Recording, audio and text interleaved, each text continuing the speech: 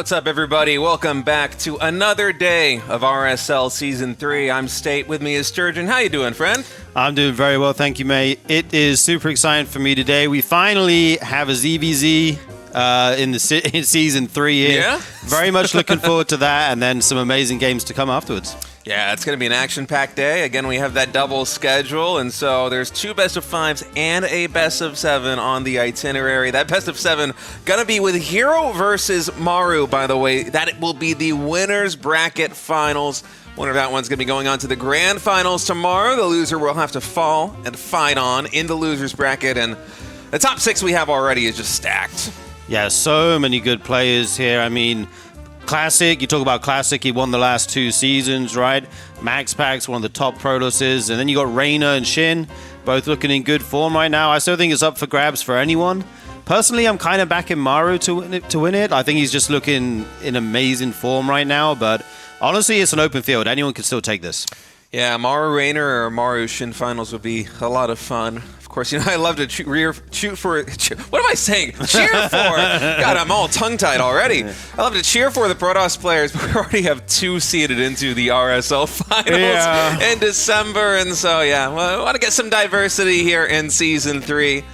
As we take a look here at the schedule, we moved Week 3 to accommodate a tournament which ended up being canceled. And so this entire week from the 20th until the 23rd has been double broadcast and will continue to be double broadcast. That means if you're watching on YouTube, if you're watching the VOD, it probably feels just about the same as watching another RSL. It's the same amount of series, the same amount of games. But if you're watching live, we are starting earlier, 4:30 p.m. KST. And it's a lot of action, man. We have a lot more games than usual. Yeah, a lot of games, and when you talk about a lot of games, you got to mention Archon Studio, the official sponsor here of the RSL. Thank you so much for their support. They are the premier StarCraft tabletop miniatures game, making something that honestly looks amazing right now. We have the Zeratul here in the studio. We can go show that off for you guys in a second. And lots more models to come. Here he is. Pull it back a little bit. There you go. You got to work with the lights. Get it in the light. You guys see that all right? Yeah. He looks very good. We'll have this painted soon. And more models coming out. There's going to be a whole tabletop thing, so check it out over on their website. Yeah, and big thanks to Archon Studio for supporting the RSL Season 1, Season 2, and Season 3. It's been awesome.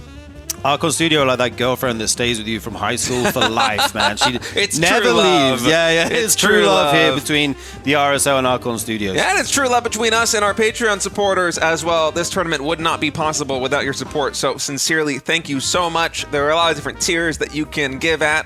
$5, $25, $100, and also a lot in between. And the perks are awesome. You get to vote for the maps that are going to be in every individual season. You get to vote for the players that are invited into each season. And if you don't have any money to support, you can also follow for free. Just receive news about the RSL. It helps amplify the RSL Revival Patreon page as well. So whatever you can do to support, we appreciate it. Yeah, and you also get a 20% discount on all the merch over at tastelessthreads.com. Hoodies, mugs, t-shirts, pins, a whole bunch of other stuff available. Honestly, some really cool StarCraft-related gear and merch, so check it out. Yeah, and of course, also the tickets to the RSL Offline Finals in December are available at tastelessthreads.com. $30 gets you in for both days, but if you want to upgrade a premium, get some backstage access, $150 for that ticket. This is going to be live at the Big Place studio in Seoul, Korea, pretty close to the Gangnam area, December 13th and 14th. And this means we're going to have live audience, live casters, live players. It'll be a lot of fun. Yeah, indeed. And here is our schedule for the offline finals. On Saturday, we have what is the LCQ single elimination bracket. This is open to all the players who either played in the RSL or the qualifiers. And it's basically going to be a tournament of its own. It's going to be 16 players around that, battling to see who can get through to join the 4-man bracket, which will be on Sunday. And we will be crowning our champion on that day. Yeah, winner of day 1 going to move on to join the RSL champions in day 2 for a final 4-player bracket. And the LCQ bracket, that will be revealed sometime after Season 3 is wrapped. Make sure you follow us on Patreon or on the social medias just so you can gather that information. And also, subscribe to our YouTube. You guys have been so awesome, especially this season. Engagement has been through the roof. We sincerely appreciate it. We're trying to get RSL into the feeds of everybody who loves StarCraft on YouTube, and One of the best ways you can do that is to go to youtube.com @ReviveSC2, drop a comment, drop a like, subscribe, even click on the bell. It sounds super cliche, but there's a reason why every YouTuber says this thing. It actually does help with the algorithm, getting the word out there. Yeah, absolutely. I think we're almost we're on our way to 10,000 subscribers over there. That would be quite the milestone for the RSL, and hopefully we can push it even further with your support. So thank you to everyone who has already done that. Yeah, the team's also done a very good job of putting together spoiler-free VODs on the RSL YouTube page. Everything's nice and organized. There are playlists available. You don't have to browse through just the individual videos and be like, okay, I watched this one, then this one, this one. Nah, makes it very easy for you to enjoy. Production is on point. I don't want to say too much in case Ziggy's ego gets out of control, but production is doing an amazing job. Shout out to production of the RSL. It looks, all the graphics look so good. Everything's spoiler-free, organized, nice and neatly for your viewing pleasure at your leisure. So check out the YouTube. And folks, we're getting ready to go into game number 1 of our first best of 5 of the night. It's going to be a ZVZ between Reynor and SHIN to kick things off. Best of 5 series. The winner will move on into the lower bracket semifinals. The loser is out of the RSL. Oh man, I cannot wait for this one. I've been waiting for some high-level ZVZ games to steal some builds from, because we are on the new patch. Mutas are way better in this matchup now. You get that Spire, 50 gas and minerals cheaper. You get it a bit faster. There's like, in the mid-game, there's often not a reason to throw it down in the Roach Wars. It can just give you an advantage. People even open in with mutas in some builds. You go like for the 2-base wall off into Roach Muta or something like that. There's all kinds of new stuff, so I'm very excited to see what's going to be coming out from each of these guys. Yeah, it's going to be a very fun series for sure. I think I have to give Reynor a little bit of an edge going into this one. He has been on fire. It's honestly kind of a surprise that he's down here in the lower bracket after defeating Classic 3-2 in the first round of the upper bracket here in the RSL Season 3 playoffs. But he has just been looking so locked in ever since EWC, honestly. Yeah, indeed. And these guys actually played, I think, last season, and Reynor won 3-0. So he has the recency, not bias, but the recent results to back up the claim that he is the favorite in this matchup. Right now, we just see it's a standard hatch gas pulled from both these guys. They'll be getting that gas to get up their link speed, and then we'll kind of see who wants to pressure, who wants to defend, who's going to take a third, that kind of stuff. Yeah, and I'm curious about where ZVZ is at in the current state of StarCraft II. You know, we had a recent patch that a lot of values were changed, and typically when you think about that kind of, those kind of upheavals in a patch, you think about like PVZ, PVT, TVZ, the non-mirror matchups, but oftentimes the effects can be really amplified in the mirror matchups. As you were talking about the Spire cost, it's down 50 minerals, 50 gas, and it finishes, what, 6 seconds faster or so? Yeah. But it's a pretty big difference in ZVZ, isn't it? Even though it might not look like it on paper. Oh, absolutely. Like 6 seconds doesn't seem like much, but it can be the world of difference if you're trying to defend a timing, where you're trying to get those out in time, or you're making a push happen of your own, where you need the mutas to be involved with that. It can really change the matchup a ton, honestly. I expect to see mutas a couple times this series. Maybe not. Maybe they'll just say, no, we still play the old stuff. But we know Reynor likes his mutas. We've seen him use them against Serral to great effect many, many, many times. So I would be on the lookout for those. All right, looks like Reynor and SHIN both going for third base at exactly the same time right now. A little bit of a difference in builds in terms of, well, we have a Baneling Nest going down for SHIN already, but I think Reynor likely going to be throwing down a Baneling Nest pretty soon here just as a safety mechanism. Yeah, there it is going down. Yeah, absolutely. It can be pretty difficult to hold Ling Bane pressure without your own Baneling Nest. If you don't get the Baneling Nest, then you're either walling on 2-base or you've got a Ling upgrade and you mass Lings or something like that. But yeah, like you say, pretty standard from both of these guys right now. Getting their third base, get in the Bane Nest, and then around the 27, 28, even 30 or slightly more, you can start to pressure with Lings. See if you can catch your opponent off guard. And we do see some in production right now. Yeah, some Lings getting started on both sides. 8 right now for Reynor, 6 for SHIN. Reynor's just playing a little bit more safe, and SHIN, as compensation, does have those extra few drones mining minerals right now in the natural expansion. And oh, look at this. A Roach Warren already going down, actually on both sides too. So we are keeping the theme of totally mirrored openings here to start out with game number 1. Yeah, this is basically as identical as you can get. These guys both getting a few safety Banelings here, just in case the other guy has been pooling Lings at home, something crazy like that. You don't see it all that often at the top level, but it definitely can still happen. Yeah, Reynor, just for a brief moment, able to take an advantage in the worker count as a couple of Lings are going to be scouting the natural expansion, and the third actually got a Baneling kill on that one as Shin did not have that Baneling on move command. He sees a couple more Lings. Shin is just going to be going for a semi-full wall off here at the natural expansion, just playing this one nice and safe as he continues to drone up. Yeah, indeed. Obviously, Baneling for a Ling's not a great trade when you just look at the resources, but not denying the scouting can make that, a valuable trade. You would get to see that the other guy isn't going for a super quick layer or something like that if it was to get in. But it's denied, which is just a nice little thing there. We see the Evo chambers coming down here. Both these guys will be starting +1 pretty soon, I presume. And we have some more gases here for SHIN on the bottom side of the map. We'll have to see how he wants to use those. Reynor just droning hard right now. Yeah, considerably more gas here for SHIN. He has double the extractors of Reynor right now. Reynor did go for a couple of safety roaches before taking up into lair, whereas Shin just went straight into the lair. And behind this pressure, which Shin spots with his overlords, there's a lot of droning happening on Reynor's side of the map. He's just now taking the gases. +1 range weapons is coming in. And this might be a little bit of a bluff from Reynor. You're not expecting to get too much done with these roaches. I'm wondering if he's just going to turn around here in just a moment, trying to force out as many units from Shin before returning to safety. Yeah, this is the classic kind of push-pull of ZVZ, right? You make units, you send them across the map, you drone behind it, then they have more units than you, so they send theirs across the map, and then they drone. But the big thing here is, we talked about the extra gases for Shin. That is going to be for a Spire, even added on the 5th and 6th gases now, and even going +1 melee as well.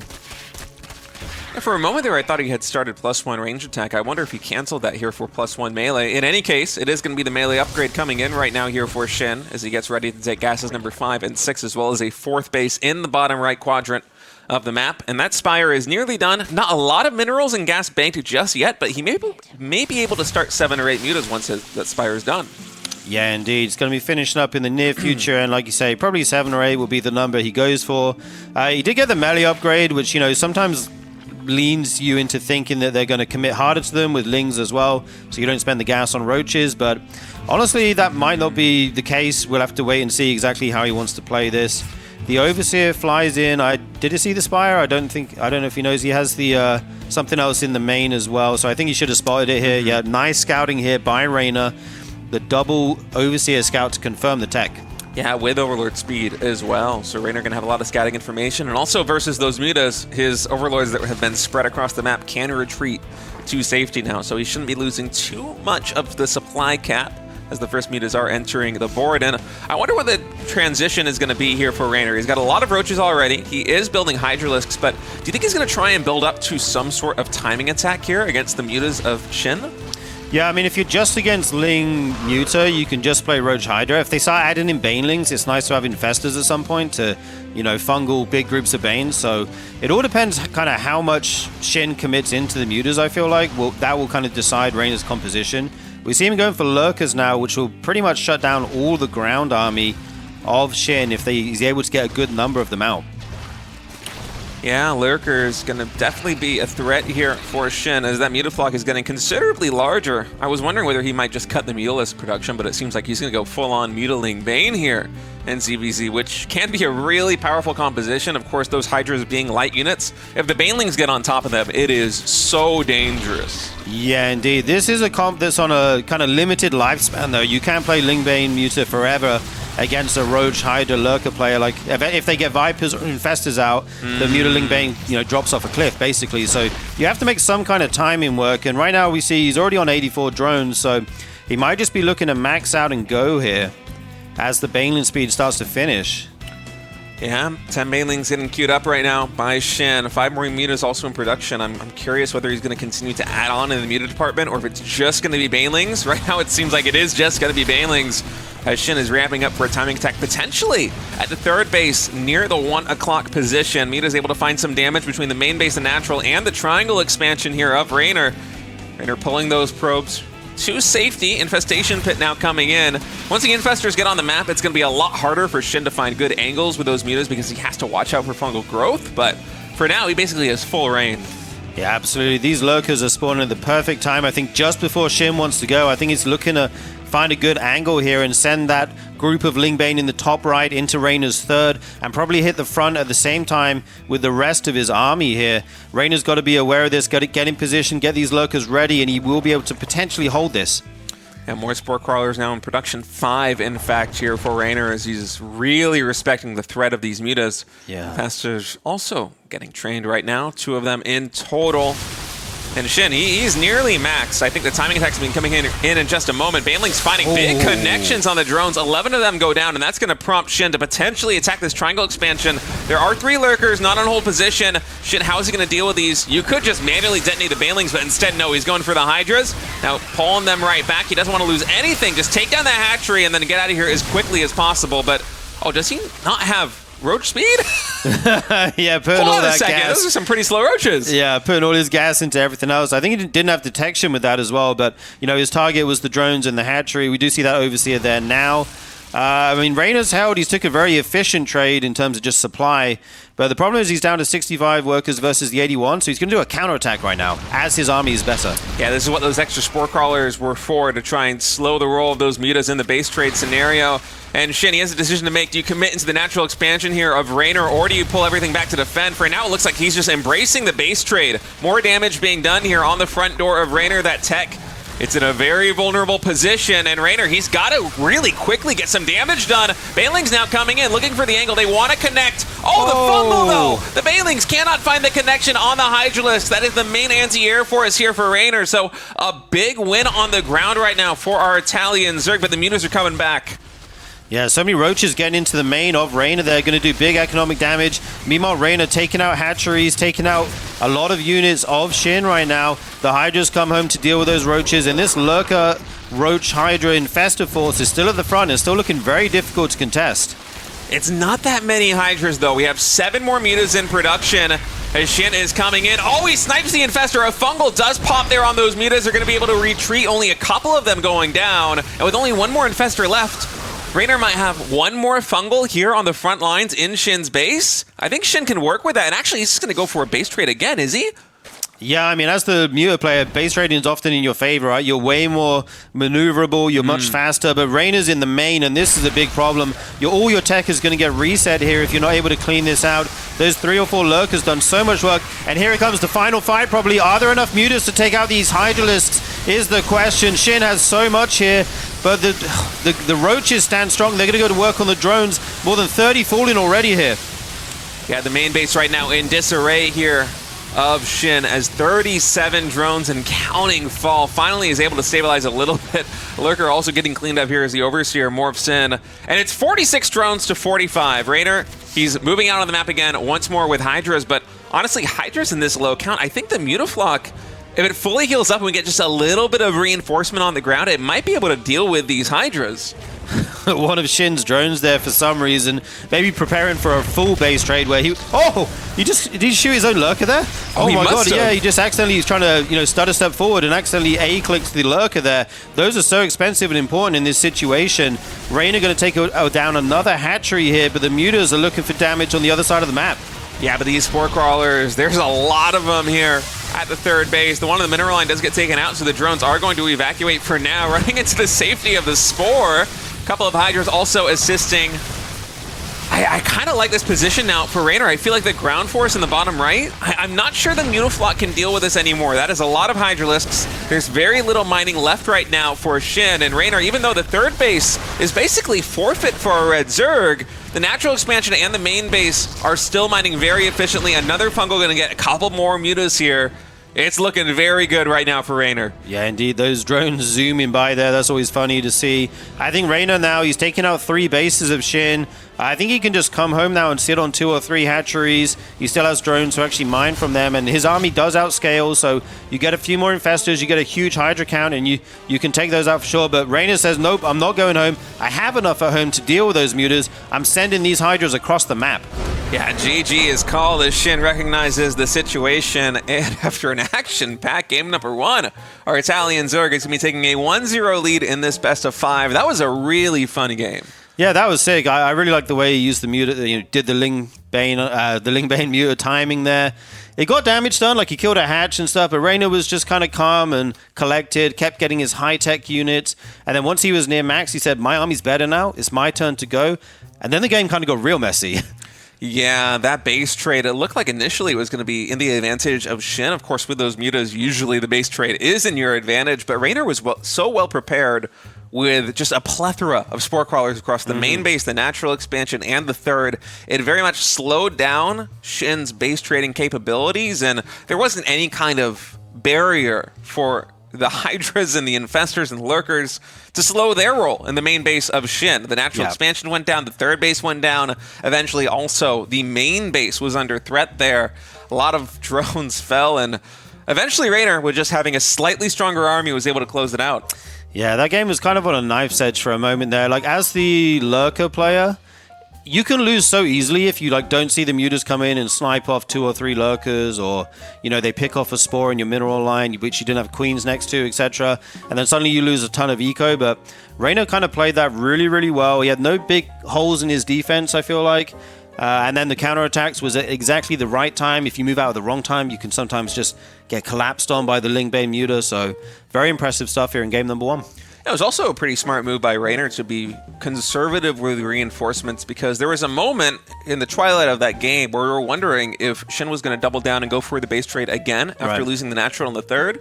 But looking back, I think he was actually just trying to intercept any reinforcements coming in from Reynor, because say he's able to isolate like 10 Hydralisks and just pick those up for basically free, losing maybe 1 or 2 mutas, then suddenly he might be able to find some avenue back into the game. But Reynor's like, you know what? I don't need to reinforce my standing army on SHIN's side of the map. It is powerful enough already. I'm going to play nice and safe and button up the defense at home. Yeah, indeed. And you got to make the exact right split as well. If you send too much across the map, you might die to the mutas at home. And if you do the opposite, if you leave too much at home, like you say, your Hydras might get caught on the map. And once the muta count gets out of control, the game can suddenly be, in a perilous situation. But well played by Reynor. We move on to map number 2 here. It's going to be Magnetic North here, one of the newer maps in the pool. I like this map. Haven't seen a ton of games on it yet, but I'm always interested to see what these players bring out on it, especially in ZVZ. I don't think I've watched a pro ZVZ on this game yet, so I'm curious if there's any map-specific stuff they want to try.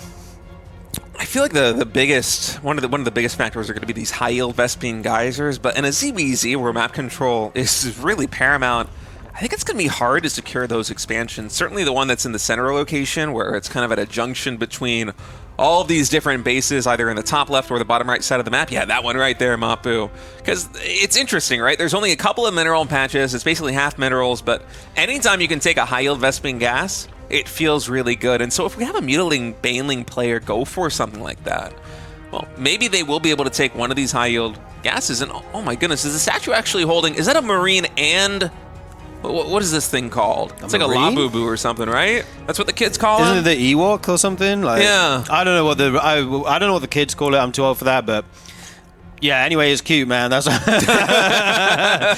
don't know what that kitty cat is doing, but he's working hard. It's a kitty cat now.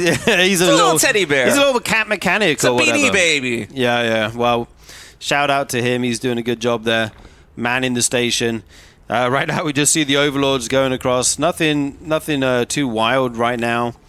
Just pretty standard build orders coming out of these guys. Yeah, Reynor has a slightly faster gas saturation, about 30 gas ahead from SHIN, so there might be some window in about a minute and a half where Reynor has ling speed a little bit quicker than SHIN does, but besides that, we're basically identical right now. Both players just getting their queens out, initially saturating that natural expansion, and ZVZ, it felt like such a wild and crazy matchup, especially in the early game, for years and years and years, but I feel like the past couple of months especially, it almost feels a little bit ironed out in the early stages. Unless you go for some kind of very cheeky all-in play, it seems like the most mirrored matchup in terms of build orders going on to like 3 bases out of all of the mirrors. Yeah, up to three base for sure, just because Zerg get it so quickly, right? This Overlord is actually going to fall down. That's a nice pick off there by SHIN. It doesn't... Okay, now it's supply blocks Reynor, but a new one comes out just at the right time, so you kind of expected that. And we have a 3-minute layer here coming out for SHIN right now. Okay, I love this. I'm always a little bit bummed out when you have mirrored builds going in for like 5 or 6 minutes in a ZBZ. But instead, SHIN is going to be doing something really cool. It is a lair before Ling speed. I wonder actually if he might just skip Ling speed entirely and go for roaches instead. The roach warrant is now going down. It could be something like a little bit of a roach max, trying to cancel or kill the third base here of Reynor. Yeah, when you wall off like this, the kind of scary thing for Reynor is you don't exactly know what SHIN's doing. You can do this exact wall and it can lead to multiple builds. You can be going mutas behind this. You can be doing like a roach queen walk. You can be doing a just standard roach with +1 missile, move out and take your third as you do it on like 44 drones. There's all kinds of different builds, and right now the thing for Reynor is he has to figure out exactly what SHIN is doing. Yeah, and Reynor's been really pumping the gas right now on Ling production. So he's only sitting at 36 workers. And 2-base saturation, that's good up to 44 drones in total. So SHIN, even though he's only on 2 bases to what soon should be a 3-base Reynor, he's mining a little bit better right now than his opponent, and this is in fact going to be a Spire. So it won't just be a ton of roaches coming out on 2 hatcheries here for SHIN with a fast roach speed, although that is being researched right now. Instead, it's going to be just a handful of roaches, I think, to secure this third base as the Lings for Reynor are now coming on into the center of the map, and Mutalisks behind that. Yeah, you have to make like 4 to 6 roaches just so the Lings don't cancel the third. They're actually not ready though. He made the third maybe a little bit too early there. Didn't know exactly how many Lings Reynor had. So big pick off there for Reynor. And this is kind of one of the new builds because of the Spire change. Oh, actually going to try and jump on this. I think not all the roaches will die, but he does get a queen there. That Ravager actually morphing into the egg to get the extra armor. He might be able to save it, and I mean, he lost 1, but he got quite a lot of Lings there. Had quite a lot of Lings, but oh my goodness, this drone. You know, the hatch gets canceled, a queen goes down, 2 drones fall, as well as that roach, which was trying to turn into a Ravager, getting canceled right there by Reynor. And I think that's good compensation for Reynor. He might have been feeling a little bit bad about having all of these Lings early, unless they found that damage. Yeah, I mean, they did cancel the hatch, right? Get the drone. I think they've kind of paid for themselves at this point. The issue right now is the Mutalisk. We do have an Overseer floating around for Reynor, but it's going to basically find out about the Spire tech after the Mutalisks are out. So he's got to frantically make spores here. Hopefully this Overseer distracts them for a little bit so they don't just run across the map, and then he will have to prepare at home whilst they do so. Yeah, only 4 mutas on the map right now, though, until that flock gets up to counts of 7, 8, or 9. It should be pretty safe here for Reynor, just with 1 or 2 Spore Crawlers surrounding the 3 bases that he's got. And actually here for SHIN, he's going into more roaches, getting +2 range weapons. This might just be enough mutas to get map control and try and force an overreaction from Reynor, and then a big roach follow-up. Yeah, well, the best thing about the Muta is you get to clear all the vision off the map, obviously, but you can force the other Zerg to go into Hydralisks, and then you can just go drone, drone, drone, drone, drone. They can't really move out because the threat of mass Muta is always there, so they have to get those Hydralisks first, and while they do that, you get up to 66 drones, you get a big economy, and then you max out on Roach Ravager. And in really, really high numbers with lots of bios, Roach Ravager can actually trade really well into Roach Hydra. But yeah, you have to make those expensive Hydras, while the other Zerg did not. They just got to drone for free. Yeah, and this is a big scout here for Reynor. He spotted that the third base is not yet fully saturated, and all of that production, it has to go into something. It's going to be roaches, and so for Reynor right now, alarm bells are going to be ringing. He's full 3-base saturation right now with 65 drones. He's going to do nothing but pump roaches and Ravagers right now here for the defense, but SHIN has a very crisp 2-1 timing coming in just a moment. Yeah, SHIN's actually cut before 3-base saturation, as you mentioned. Sometimes you do want to get those 66 first, but he's going to try and hit an earlier time in here. But I think Reynor's called it because he's not making Hydralisks. He's not getting their upgrades. This is all very expensive stuff, and it's not Roach Ravager that you're making, right? Which is what you need to hold this push. But is it still going to be enough here for Reynor? He does have the defender's advantage of having the closer rally point come through, but it's a lot of roaches here for SHIN. He's up about 15 army supply, or was a moment ago, as Reynor queues up a couple more roaches. And it's going to be 2-1 versus just the 1-0 here from Reynor. +2 missile attacks, not done just yet for our red Zerg player. In fact, maybe 45 seconds away from completion as now SHIN is charging in, but the arc is just too good for Reynor. That beautiful arc there, and kind of like the move command in and then back out. SHIN lost a bunch of units doing that, and he's on a lower drone count, so he's got to make something happen here. Reynor going to move so many roaches around the top, try and get a flank on this army. He has the bigger surface area right now, I believe. I think Reynor's got a really good trade going for him. The roaches standing strong. forces them back with the bile. Both sides just trading out right here. The Reynor's on more economy behind this. I think the upgrades are proving to be some of the difference right now. 2-1 versus 1-0 in the advantage of SHIN, as Reynor might have bitten off a little bit more than he could chew pushing up that ramp. Muta's now also coming in. Units lost really telling the story as SHIN has built up so much momentum. He was able to isolate the first army there on the ramp, and then the upgrades just absolutely carrying their weight there. And that game turned on just a dime. Yeah, the initial defense was really good for Reynor, right, with a good arc. I feel like going for the flank is what killed him there. If he sits back and just stays with just one arc, like a ramp or something, takes some good trades, maybe he can hang on. But like you say, the +2 missile was such a big game changer there, just dealing so much more damage. I mean, +2 missiles and the +1 carapace upgrades there versus just +1 ranged of the opponent is a pretty big advantage right there for SHIN, and he's going to be feeling good about that one because it was looking sketchy for a moment when he moved in. It basically moved command in and then out because the concave for Reynor was just that good. It was scary, but yeah, I agree with you. He might have bitten off, Reynor might have bitten off a little bit more than he can chew with that push. Yeah, indeed. So we do see our series all tied up here at 1-1. And guys, please check out the Patreon, patreon.com/ReviveSC2. Thank you to everyone who's joined already. We really appreciate you guys. There's a bunch of tiers over there that you can subscribe to help support the RSL, keep our tournament going, and you also get perks like being able to vote for the maps and the players and all kinds of stuff. Absolutely, man. It's fantastic. Especially the replay packs are always my favorite perk. That's whether why you subscribe, GSL Patreon, whether it be the RSL Patreon, you got to get those replay packs. You got to get those replays. You got to stay up to date on the meta, man. Absolutely. I know builds. You were so excited coming into today to get those ZVZ replays. I want the builds. I'm not going to lie. Anyway, folks, we're going to take a short break. When we come back, SHIN versus Reynor in this best of 5 will continue. Welcome back, folks. We're continuing on in this best of 5 between SHIN and Reynor, all tied up 1-1 as Game 3 is about to start, and I am so excited for this series. It's been really close fought, both in Game 1 and in Game 2. Yeah, indeed. Very, very close. We've also had a very important update here. Gemini let us know the Ewok Labubu thing is called a Moopy.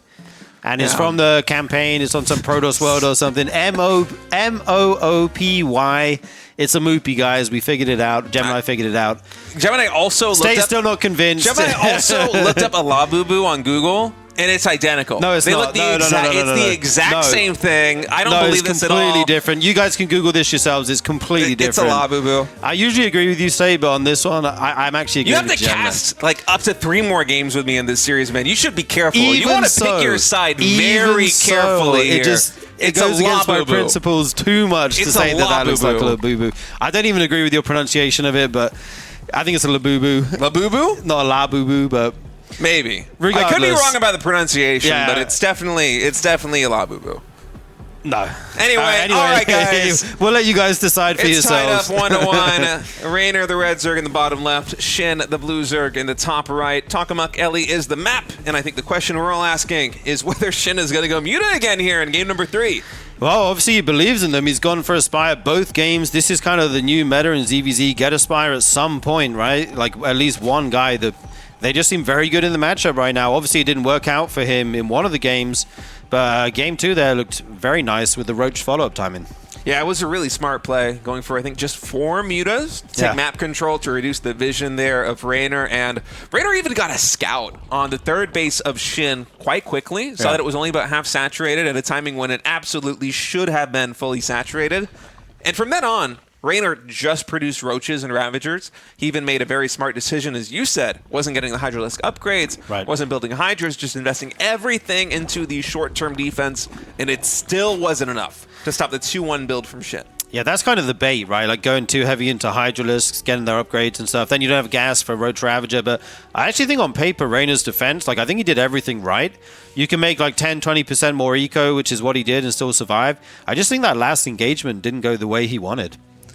Yeah, I mean, the last engagement, it wasn't optimal for sure, but I think the 2-1 upgrades there for SHIN really carried a lot of weight. And I think, going back to the build order that SHIN had, you're on 2 hatcheries for a very long time, you delay your third base, you get the fast lair, and you also saturate your gases really quick on those 2 bases. It was cool the way that it worked out. It was very well crafted because you need that high gas income to get the 4 mutas on the board. And then what are you going to spend the gas on after that? Well, 2 evolution chambers worth of upgrades. Yeah. You go +1 ranged, you throw down the second evolution chamber, you get +2 ranged and +1 carapace. Macro-wise, it just made so much sense what Shin was doing. It was a very well executed build. Yeah, indeed. You get to skip that link speed, but never mind. We are in game number 3 here. Like you said, it's on Token Map. One of the more standard maps in the pool that we all know and love. We see third bases going down for both players. Reynor taking that triangle base at the front, and Shin taking the more horizontal one here. Not a big difference, but just, player preference can lead into some strategies better than others. We have a Bane and Nest follow-up as well on both sides. Looking like pretty identical builds right now. It reminds me a little bit of game number 1, where we didn't have a significant deviation in terms of build until I want to say around 4 minutes, maybe even a little bit after that, as, my goodness, the production tab just completely identical at this point. It's kind of beautiful, really. Okay, there's a big deviation. We have 10 lings being made by Reynor, and a couple more drones coming out for Shin. Yeah, so he'll be pressuring with those, try to force some more units out of Shin while he drones behind this. I doubt he'll just hold the link key from this point. That's pretty rare at this level. But yeah, it's going to be up to Shin to defend these. He's actually pulling quite a few of them here, waiting for that link speed to finish, which it is now done. And yeah, he's going into his Roach Warren, going into drones behind this. I think he should move out with them at least, just to, make Shin make some more lings of his own, or unless he thinks pressure is coming from Shin's side. This is the kind of dance in this matchup, right? Yeah, it's hard to say. In any case, Shin is going to get into the natural expansion, see the minerals fully saturated there, and even more coming in from the main base. Also confirms that it's only 1 gas being taken, so Shin with a very good scout with that ling has a nice picture of what's going on right now, as Reynor also going to be able to get 1 ling somehow through that wall in and get a little bit of a scout of his own. Doesn't fully check the gases, but still a lot of info being given to both players here. Yeah, both these guys see that there's no super early layer, which is kind of the key thing, right? There's not going to be any Mutalisks on the field anytime soon. Nice trade out there, 1 link for a Bane. Reynor just putting some pressure on while he drones at home. He's going into Roaches now. He's got his +1 the way. Their +1's basically identical timing here. And they're both adding on some more gases as well as they go into these Roaches. Yeah, still the build nearly identical here. 43 drones on both sides. Army supply just a little bit different between the 2 of them as the lair gets started here for Shin. So I'm wondering where this game is going to take us. This could normalize into just a very standard macro ZVZ. Yeah, this is looking like it might be our first just Roach versus Roach game. Shin does have the earlier layer, so he could throw down that Spire. Like, it's so cheap nowadays, it's often worth it just to throw it down and make a few mutas, even just to kill the Overlords and stuff, reduce vision. Reynor's still trying to pressure with these units. The Roaches did come to the other side.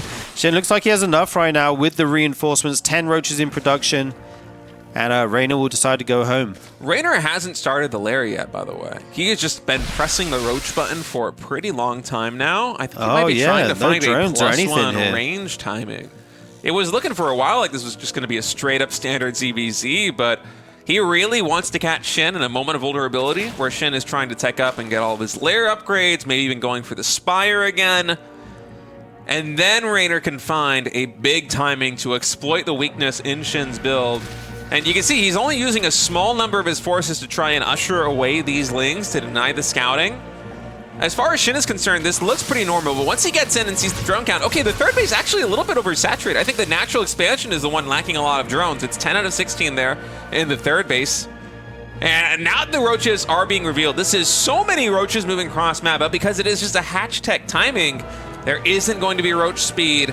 It's all or nothing right now in this timing attack. Reynor needs to get a lot of damage done. Oh, dude, this is so smart the way Reynor pressured with his units and then fell back like he was droning behind it. But he was actually just making units behind it the whole time. Like you say, staying on hatch tag. There is a Spire finishing, so Reynor's on a timer, but he has a big army right now. This is going to be tough to deal with. Shin got to use the arc here, the surface area advantage, and that spine to the best of his advantage. Reynor starting to commit in here, getting some good initial trades. Those Ravages firing from the back. The spine finishes. Maybe he could just pulls back to that a little bit, let it do some work. And Shin's reinforcements are coming in strong right now. Yeah, Reynor unable to make any big headway. It's actually Shin is going to be stepping forward right now. Roach speed is done, so he's going to use these Roaches to try and focus fire down the Ravagers. Unfortunately for Shin, one of them able to survive for quite a long time on high HP, but I'm not sure it's going to matter. Shin, it seems like he just was able to muster enough to push this back for now, although more reinforcements are coming in here for Reynor. Well, Reynor trying to go into drones now, which kind of signals the end of the attack here, but I don't think he's got anywhere near enough done. There's Mutalisks coming out for SHIN here, and there's no layer on the way yet for Reynor, so he's going to have to just try and go home. But all of his roaches going down there in the middle of the map. Yeah. Oh, man. He was hoping to get a lot more damage done, but SHIN just a little bit too sturdy to topple there at that third base. It was a very well-controlled defense. That spine crawler, just the one spine also anchoring the bottom right side. And now SHIN's starting to get a little bit aggressive. He knows that Reynor has to be in transition going into a lair tech timing right now. He doesn't want him to be able to drone up too much for free, and so he's pushing in, trying to take a cost-efficient trade right now. Actually getting very aggressive, going for the queen. He wants to hamper the larva production here of Reynor. Yeah, indeed. And like you said, Reynor doesn't have speed yet, so SHIN's roaches just zoom on past, pick off that queen, going to trade out here. And the issue is the Mutalisks, which are now coming across the map, and there's no spores on the way here. This third base mineral line looking exposed, and Reynor just GG's as soon as he sees the Mutalisks. Yeah, just realizing exactly how far behind he was. And SHIN, with a very nice defensive setup at that third base, is able to parry the Hatch Tech Roach timing and carry himself to a 2-1 lead now in this Best of 5 series. Yeah, I really like the spine positioning where it's not right at the front where it can be easily bioed or picked off. It's kind of near the mineral lines on one side, so Reynor has to go deep to get it. But then if you go deep, you kind of get completely surrounded by the defending Roach army, right? You walk into that arc. So very nice position on the spine. Good read by SHIN, and then he just had the tech advantage and was able to ride that out with the Mutalisks. I think what's most impressive to me is that SHIN, it felt like he scouted it quite late, but he still just had enough. Despite having a lot more invested in tech, I mean, he was in lair tech, there is a Spire coming. I think he might have even been getting +2 range or some other upgrade in the evolution chamber. He invested into roach speed too, and those are all great things to have, but they don't help you in the short term defending a hatch tech roach push with +1, and still he had enough units. Yeah, indeed. Defender's advantage, pretty good, I guess. Yeah, very good defense by SHIN. I was fooled. Like, if that was me, I'd probably take a fourth, keep droning, and make the Mutalisks anyway. Because Reynor faked it really well, I thought, with the little push, and then pull back whilst keeping the main force at home, right, that he was making on the hatch tech, like you said. But SHIN didn't take the bait, and yeah, he made enough army, and he held on there. Yeah, just immaculate defense there from SHIN, and so far he's gone Mutalisk in every single one of these games. Now, it's been a little bit different every time. In Game 1, he went just full Muta, going for the base trade. Did not exactly go his way as Reynor was able to take that game. Game number 2 was very fast Muta, basically on 2 hatches. He went 2 hatch layer into a third base. And then he used just 4 Mutas to secure map control and went to Roach Max. And game number 3 was a little bit different. He was just defending with all hands on deck, Roaches and Ravagers to stop the hatch tech push, and then it was the Muta transition. So we've gotten to Mutalisks in 3 different ways, and we've used them in 3 different ways so far for SHIN, but it seems like they are an integral part of his ZVZ. Yeah, they're so good in this matchup right now. And I really like the point you made that he hasn't made them at the same time or, gone for mutas in the same way. It's really key to stay unpredictable, because if you know exactly when and where they're coming, it can give an advantage to the defender. But it's so kind of difficult to know when your opponent throws down that Spire. And like with the 2-base build in Game 2, it's more predictable because they're going for the fast layer. They get it ASAP, right? But when you go in 3 hatch build into Roach, it can be difficult to know when exactly that is coming. So I would not be surprised to see them at least on one side of this game here in game number 4, as SHIN leads 2-1 now. Yeah, it's match point. SHIN, if he wins one more match, he will go against the winner of MaxPax versus Classic in the lower bracket semifinals. And this is an elimination match. This is the lower bracket here at RSL Season 3 in the double elimination playoffs. And for Reynor, I would love for his story to continue on at least to a game number 5. It's been a great run for him so far in RSL Season 3. He's been looking superb online in a ton of tournaments recently, but man, gotta give it to SHIN. His ZBZ is looking very strong these first 3 games. Yeah, coming from a 3-0 to Reynor in the last season to SHIN being in the lead on match point now, he's definitely stepped it up in this matchup and against this opponent. I would love to see a game 5. Always want to see a game 5 from these 2 guys. We'll have to see if Reynor is able to take it. The map is going to be Winter Madness. In the top left, we have SHIN, and in the bottom right, we have Reynor.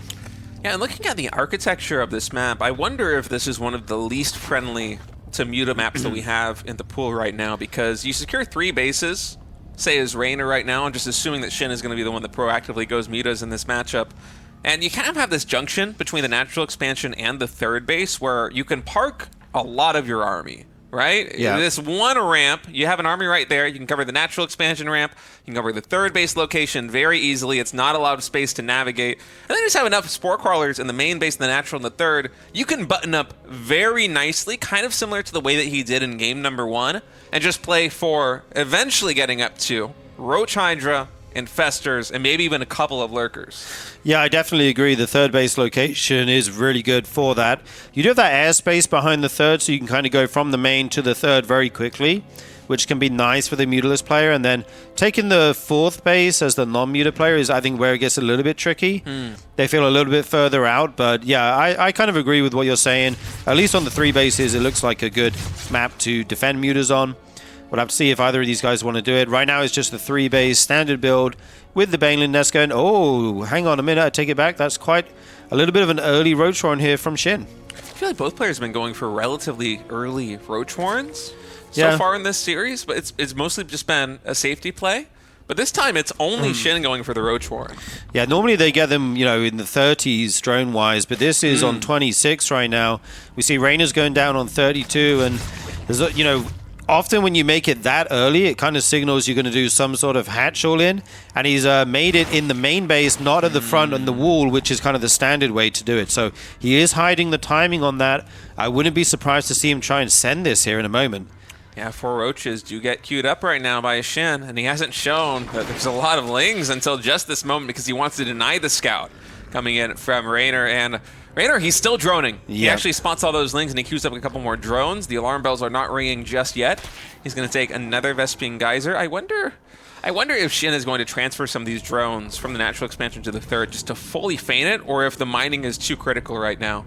Yeah, that is a sneaky thing you could do. One thing, SHIN didn't make anything of the third base there, and Reynor did see there were 2 lava unused. That's like a very small tell, but it might be enough. Anyway, here we go. Now he sees the Roaches.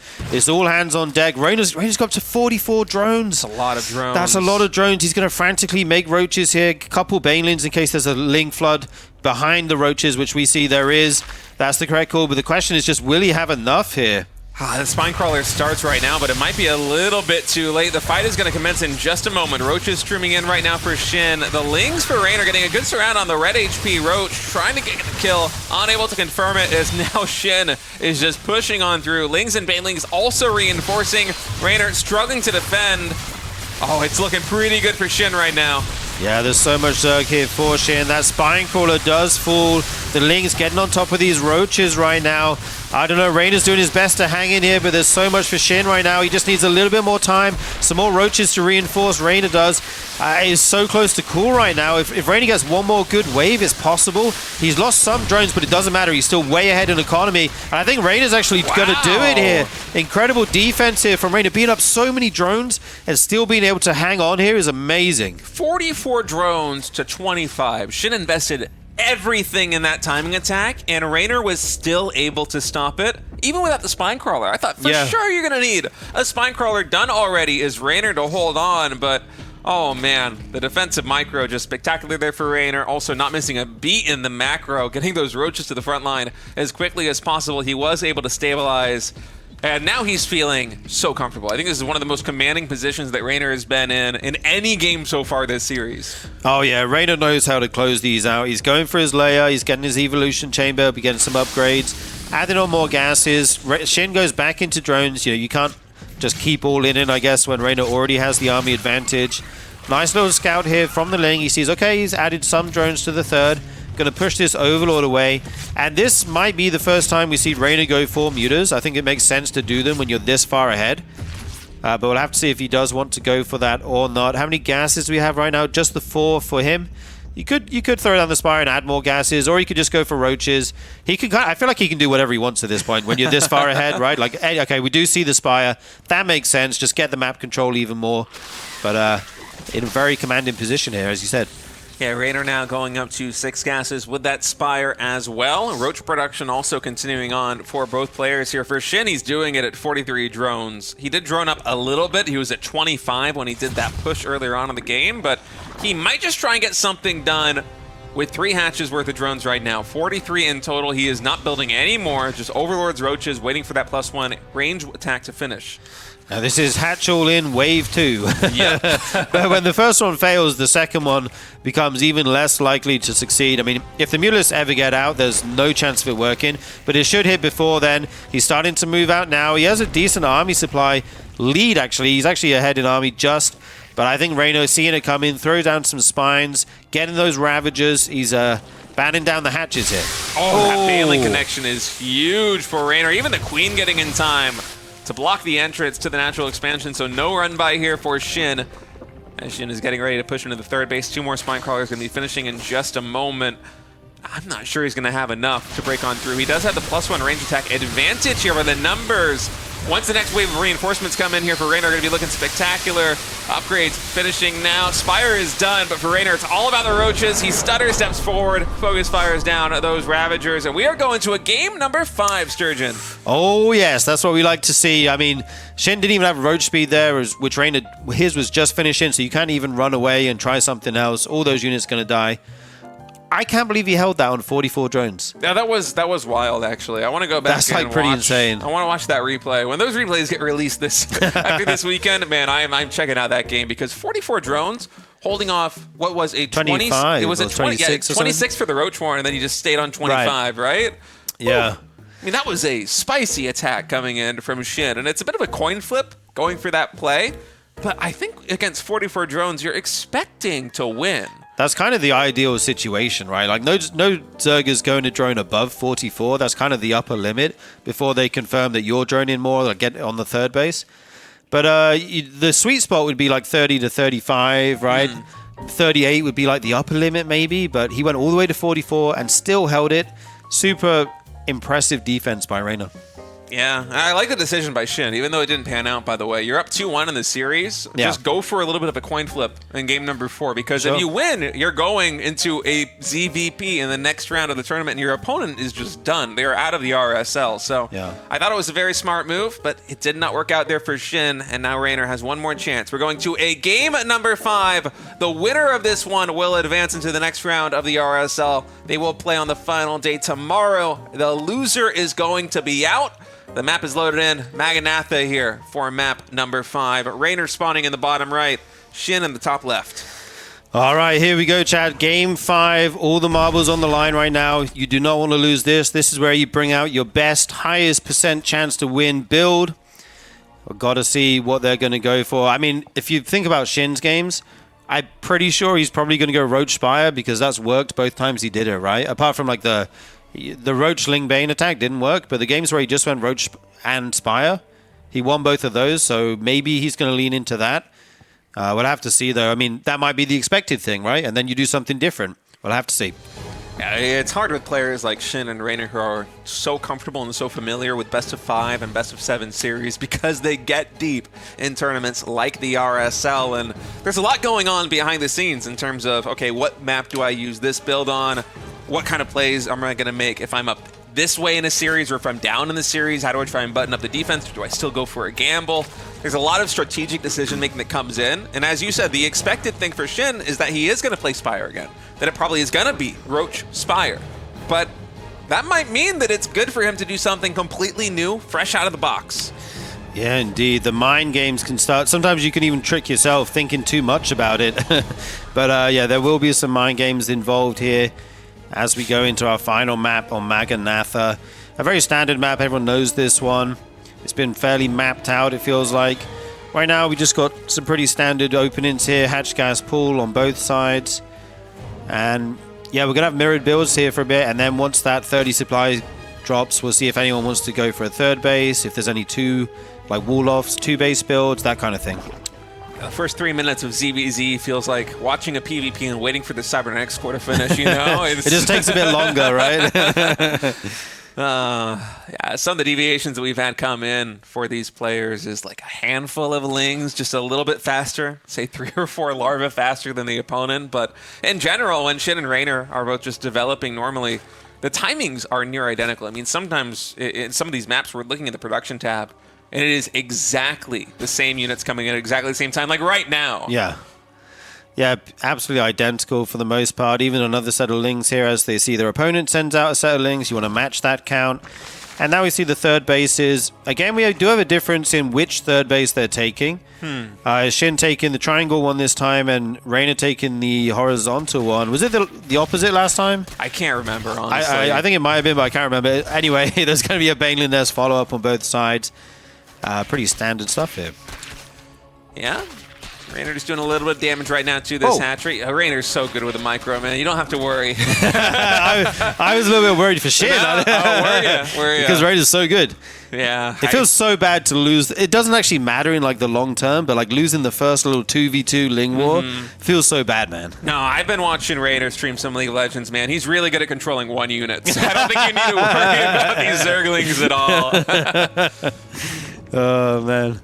All right, we do see the Roach Warren coming down here for Reynor at 33 drones. SHIN doesn't have his yet. Going to get this Evo chamber nice and quick, get his upgrades on the way as fast as possible, and then we may see him throw his Roach Warren down a little bit later. Yeah, it's interesting, but Reynor's up 4 drones right now. I know that SHIN has a bunch in production. Yeah. Is going to come in right now for Reynor. Just confirming there's no lair tech just yet here for our blue Zerg. And in a bit of a reversal from the previous game, it is SHIN who has the much later Roach Warren than his opponent, but Reynor, his drone count is already far eclipsed where SHIN was at in the previous map. So I don't think we're going to see the same kind of Roach pressure here, although neither side has gone for the lair just yet. Yeah, indeed. Normally you want to take it a little bit later. We'll be seeing them come down in the next minute or so. Adding these gases on right now so they can make roaches. We actually see some roaches coming out of Reynor already. He's up to 43 workers already, so this isn't like some insane low drone count all in. But this will be a lot of pressure for sure. Okay, he's going back into drones now, so 6 roaches or so just for safety, it seems, for Reynor, and then he is going to be queuing at the lair. I think he did this maybe in game number 3 of the series, if I'm not mistaken, but yeah, he has been favoring a slightly more defensive approach versus SHIN, and it's smart too. SHIN has always been a very aggressive Zerg player in every individual matchup, but he's really been amping it up lately on the recent patch. Yeah, indeed. SHIN now making his own roaches and Ling, seeing those roaches of Reynor move out. He's not committed to this. We see him just droning behind it. Both of them have Spires on the way, as we mentioned. So the question is, who's going to go for the Spire first? Basically, there's one Roach trying to get away. A Baneling comes over to assist. Oh! Wow. Hero Baneling saves that Roach. Big connection there. And Reynor's been getting some very good Baneling connections. I think one drone falling right now for SHIN from that run by, and it is going to be actually melee attack coming through with the Spire here for SHIN. So in most of the games that SHIN has been successful so far in this series, he's been playing Roaches, Mass Roach alongside the Spire. In this game, game number 5, he's mixing up the composition a little bit here with the +1 melee attack. I wonder if this will be for Ling Bane. Yeah, I mean, it looks very similar to game 1, right? He's going to get his Mutiling Bane out. He's going to take a 4th base here pretty soon. Maybe go up to 80 drones again. You could also do some lower drone timings, but that becomes like very all-in, you know? You have to get a ton of damage to those. We'll have to see what he wants to go for. Reynor, though, not going for a Spire of his own. Getting that +1 melee, +1 range, getting his Roach speed, getting his Overlord speed, and adding in the Hydra Den already. Yeah, proactively doing it. He is scouting the Spire now, but Reynor was already going for that Hydralisk Den before this, so a little bit similar to game number 1, where Reynor played nice and defensively on his side of the map, teched into Lurkers, played with Roaches and Hydras, and eventually added in just a couple of Infestors. And once you get that composition with all those 4 key units, if you're near maxed, you can push out against the Mutalisk player. Yeah, absolutely. And we actually see the same amount of Mutas and Hydralisks being made right now, which I think looks very good for Reynor. Like, you're going to have more than enough to deal with those initial Mutas. He's going for the Lurkers again, as you mentioned. Going to be able to trade very efficiently against the ground units of SHIN, as the AoE damage just shreds those Lings and Banes. 5 Sport Crawlers in production here for Reynor, as he is absolutely respecting the threat of these Mutas coming in right now. Yeah, indeed. I'd love to see him drone up the 4th base. I think if he gets 4 base saturation, never mind that though. SHIN actually pulling the trigger right now, trying to focus down these Hydralisks with the Mutas. The Hydras run to another Spore in a beautiful position and take a very cost-efficient trade there. Yeah, I like SHIN going for that attack. He was able to focus fire down a lot of the Hydras with his Mutalisks before they got too much damage done, but Reynor is just so well prepared with these Spore Crawlers, even added in 2 more after the initial 5. So it's 7 or 8 Spores right now for Reynor, I think. And He's feeling really comfortable with this. Actually, it's not going to be the Infestors, by the way. He's going into Tunneling Claws already right now with the Roaches, so we might have some multi-prong harass coming in from Reynor. Yeah, this is definitely one way to deal with them. You don't often have, you know, detection at home as the Mutalisk player. Until you see the Roaches have that upgrade, you don't need it, right? And this is a way you can do counterattack damage because the Muta player has the map control. You can't move out unless you're invisible. All right, Mutiling Bane now getting close to pressuring this 4-3. Lurkers are finishing up, but they're not in position to deal with this just yet. In fact, where are those Lurkers? They're here on the ramp, able to get one shot off on those Banelings, and then the Hydras peel back. So Lurkers taking a little bit of damage, but Reynor winning the fight on the ground. Unfortunately, just a little bit late to securing that 4th hatchery. SHIN will be able to take it down. Yeah, and SHIN's already up to 80 drones right now. He's adding in his infestation pit. I think he's in a good position this game, as long as he doesn't take too much damage to the burrowed roaches. That's kind of the one thing Reynor has going for him in this position after losing that 4th base. And what do you think the infestation pit's going to be here for SHIN? Is he just going to go straight up into Hive? Will he add in some infestors? Yeah, it's probably for Hive. You want to get your +3 melee and your adrenal. I would be very shocked to see him add infestors, honestly. I think it'd probably just be for the tier 3 melee upgrades and the adrenal. But who knows? Infestation pit now coming in for Reynor as well, as he would love to add a couple infestors into the mix and just try and get a handle on the situation right now with the Mutaflock, which is continuing to grow, just slowly getting trickled out right now by SHIN. SHIN has had some very adventurous drones so far in this series. Yeah, it's like he's getting ready for a base race already. Like send them on the other side of the map. Dude, this hatchery cancelled again, and Reynor's still stuck on 3 bases here. Yeah, he might have 66 drones, which is 3 base saturation, but at 9 minutes 30, his main base is starting to mine out. He really wants to be able to saturate a 4th mineral line. So now the Hive is coming through for SHIN. +2 melee attack, +1 carapace as well on the ground here for SHIN. But Reynor's got a lot of tunneling claw roaches here, attacking the 4th base. They're able to get in. There is a spore crawler to spot him. Not one here at the 3rd base, though. And so SHIN's going to have to retreat with his Mutalisks and try and find all these roaches. Reynor getting a lot of momentum back right now. Yeah, this now becomes a game of whack-a-mole, right? Trying to find these roaches as they bow around all the different bases.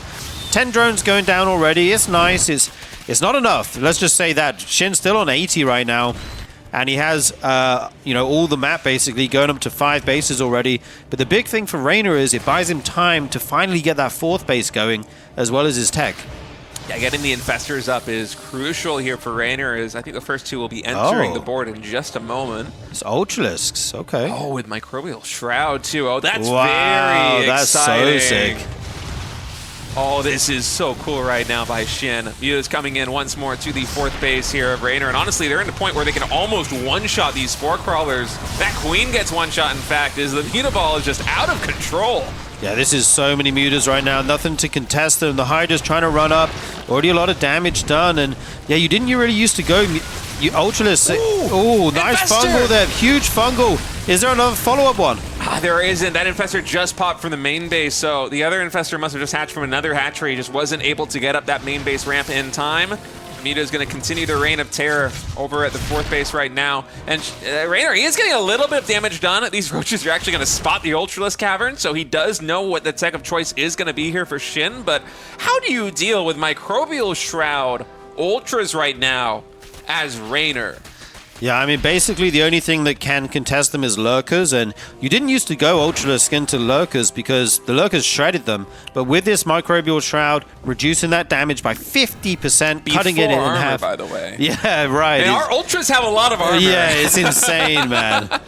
That is one way. I think Lurkers in big numbers still win, but I think SHIN just has the economy to make this work. Loads of Banes rolling in here, trying to hit the economy of Reynor. The hatchery will go down as well as 8 workers.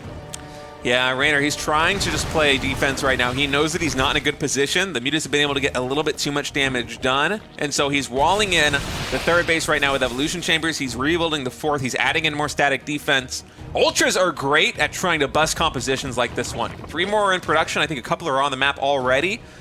Ultra Armor also being researched right now, and I am just unbelievably excited. This is my first time ever casting the new Microbial Shroud on a ZVZ. Oh, nice Parasitic Bomb, though, on this Muta Cloud. Good split by SHIN. We'll just lose the one Mutalisk, it looks like. That is a threat. These will fall off eventually once the Viper numbers grow. But the real problem is this Ultraless timing that's going to be coming out here for Shin. Yeah, Shin's been able to expand so well. Oh man, that fungal huge here for Reynor. Unfortunately, just not enough of a follow-through in terms of damage, so just a couple of mutas getting taken out. If he was able to pair that with maybe a Hydralisk attacking on the low ground or another parasitic bomb, it could have been big for Reynor. Instead, he's just slowing down Shin a little bit. And Reynor, he's not out of this game just yet. It's not a good position, but he has to be able to survive this next wave, and it's going to be a dangerous one because Shin is basically going super maxed. He's not building static defense and canceling it, but he was maxed, and then he morphed like 30 Banelings or something. So he's investing a lot of resources into the first push. And here we go. We may be seeing that now. A few Banes roll in, not committing the whole army right now. It's kind of coming in waves. So to avoid the fungals, I guess, going to roll in, pick off some drones again, but this one didn't feel like a success. Yeah, it's a little bit of an interesting choice because he sends in just the Ling mains. He doesn't send in the Ultras, and I wonder if this was actually an intentional move just to free up supply for Ultras. I think it is. We're now seeing 6 more Ultras in production. Parasitic Bomb is going to be able to kill at least one of these Mutalisks. As Shin, he's taking out the Lurkers, which is crucial. You want to get the critical mass of the Lurkers as low as possible so that your Ultras can do work. Yeah, but just look at the map right now, Shin. Shin has so many bases here. His economy is absolutely wild. Needs to make another Overlord here. Just I got 6 on the way. That'll do the trick. Yeah, one for each remaining supply. Yeah, 1 each. So he will finally be able to max out. There is a world where Reynor can get maxed, and he gets that unkillable, Viper, Lurker, Hydra army. But I think Shin's going to be able to hit before that's possible. Yeah, and the tough thing for Reynor too, even though he has a static defense in terms of the Spore Crawlers and the Evolution Chambers, it's difficult because he has Lurkers everywhere right now. Dude, look at this defending funnel. the 3rd base, he's defending the area between the natural and the 4th base, but it's all going to be about the 4th. So Shin about to push in. The Banelings, they take down most of the static defense. Oh man, Reynor, he's going to re-wall it right now. Okay, the Ultra's coming in. This looks like tower defense right now. The wall is broken. Here come the Ultras. Big parasitic bombs on the air units. The microbial shout on top of these Ultras, giving them reduced damage. There's a lot of Lurkers behind this. Is Shin going to be able to break this? So many Ultras here, State. The microbial shroud is giving the Ultras so much to stay, but you can still see the DPS of the Lurkers carrying through. The 4th hatch is going to go down, but that was more costly than I think it was expected here for Shin. Those Ultras, a lot of them fell. A lot more are in the red. We have 9 more, I think, we saw in production right now for Shin as he's remaxing on the Ultras, and that was a great, and I mean great, initial defense for Reynor. But the problem is the economy of Shin is so big that the second wave is going to be just as strong, and Reynor, he's going to struggle to get back to maxed. Absolutely, and think about it, even if you get your 4th up again, you get drones on it, how do you defend the 5th base? You can't make a funnel all the way around the 5th base. That's going to be probably attacked from both sides here. So I really like Shin's position here. Not even able to get that 5th base up yet is Reynor. All right, Ultras back on the map. Shin is maxed again. There are more Infestors remaining, I think. And actually, look at this. Reynor pulled, I think, a lot of the Lurkers over here to the 4th base side. So it is a wall of Lurkers and a wall of Spore Crawlers that Shin's going to have to get through. And oh man, these Ultras, without the microbial shredding, you see them just getting shredded here by the defense of Reynor. Shin's supply just dropped 70. The Infestors were nowhere to be found. Where was the microbial shroud? There was none. Oh my god, and the Lurkers just go insane. There's so much efficiency there. You see the difference the microbial shroud makes there. Turns out 50% is a big number, State. Yeah, it really is, especially before the armor gets added in. And Shin's like, yeah, I'm not making that mistake again. I think the Lurkers, with their splash damage, might have killed the one Infestor that was on the front lines, and that's why Shin wasn't able to get the damage done, or get the spellcasting done to secure the damage. In any case, he's building 6 more, so he's certainly going to have enough microbial shroud this time around. Yeah, he says, I'm not going to let that happen again. This time I'll get 6. I like the parasitic bomb on the Overseers as well, by the way. You need them to be able to see the Lurkers, right? I mean, what else are the Vipers going to do versus Ultralisks? Yeah, right. Yeah, indeed, yeah. But once the detection runs out, you can't hit the Lurkers anymore. Yeah. So if you can zone out those Overseers, that's good. Ultras come in here. They will be able to cancel this base, and then we'll have to run away. They're so tanky. It instantly retakes that base. Whoa. Reynor just trying to hang in this game right now. 5 drop Overlords getting morphed right now by Shin. Are we going to have an Ultra drop? Ultra drops? What is the plan with this? In the big 2025? That could also be for these Lings. I mean, +3 Adrenal Lings shred absolutely everything. We have so many Overseers as well. Yeah, it is just going to be a Ling drop. Yeah, it makes more sense to do with the Lings, but, you know, the fan in me wanted to see the Ultra drops just for the Come on, be a hero, I know, right? You got a lot of bases. You can afford a couple Ultras. I know you just lost a bunch attacking into a maze with Spore Crawlers, but come on, be a king. In any case, it will just be the Ling drop coming into the main, and there are a lot of Spore Crawlers here for Reynor, but he moved a lot of them to the front lines here just to form a wall, a maze. So we only have 2 here in the main base. There's 1 Lurker as well. I wonder if we're going to have a couple Overseers added into the mix here for Shin with this drop. I hope that he does, just for his sake. Yeah, at least 1 would be nice. If you can take out that Lurker, it would be good. Otherwise, it will kill all the Lings. Like the splash damage against those low HP Lings is very good. And the question now is, can Reynor hold his 5th base? He is maxed out again on quite a low drone count, it has to be said. Only 53 to the 94 of Shin. So his army is actually bigger. All right, Microbial Shroud going to be casted again on these Ultras as Shin is trying to break down the 5th base here of Reynor. Oh, those Infestors taking so much splash damage from that one Lurker right now in the mineral line. I think Reynor was actually focused firing that one down. There is the drop in the main base as well. The Hive is under threat. I don't even know if 1 Lurker can take this down fast enough. +3 Adrenal Lings getting to work on that Hive. More Lurkers reinforcing, will be able to defend, and Reynor somehow survives with a hatchery on basically 0 HP. Reynor putting out fires left, right, and center here. What an amazing defense by him.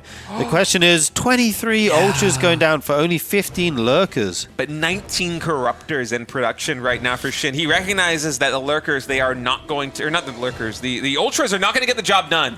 The wall, the defense, it's a little bit too strong right now for Reynor. He's only on 49 drones. He's 141 supply of basically just Lurkers right now and a couple of spellcasters. Oh, we do get the Ultra drops! Oh, he's doing it! Ultralisk drop into the main. Do we have Great Aspire, by the way? I was wondering that, I presume too. so, but I didn't actually see it. I think after +3. Oh, we do. Okay, so it's going to be Broodlords. Here we go, though, guys. The Ultra drop into the Lurkers. There's no Microbial Shroud here, but maybe just an... It didn't work at all. Thank you, Shin, for trying, though. We appreciate you, man. Hey, it also freed up the supply for 16 Broodlords to be in production. Wow. And by the way, the difference in cost efficiency so far in this game is not something that you usually see in a ZVZ. I mean, it is frankly outrageous. Reynor has been 15,000 more resources efficient. Man, this is one for the ages here. What a game we're looking at. If Reynor knows that it's Broodlords soon enough, he can make more Hydras and Vipers and start trying to abduct them. But if he gets blindsided by this, it's going to hit really hard, especially that 5th base where there's like all the dead airspace behind it, right? So hard to engage there. Hydras can turn into Lurkers, but the Lurkers can't change back. As Reynor is about to have, I think there's 3 more Lurkers in production, so 42 Lurkers in just a moment. Oh my God. When there is just a screen full of Broodlords coming to that 5th base, and Reynor very quickly is going to get knocked down to 4 expansions. This is so many Broods, and the supply for Reynor is so anti-ground, I don't know how you pivot to deal with the Broodlords. I mean, I think he only had like 3 Hydralisk. Mapu shows us here is not enough anti-air. There will be some yoinks here onto the Spore Crawlers trying to take out these Broods with the static defense. It's doing work! Yes, 2 to start with, but there's so many left behind this. This is insane right now. A Spore Crawler forest here, though.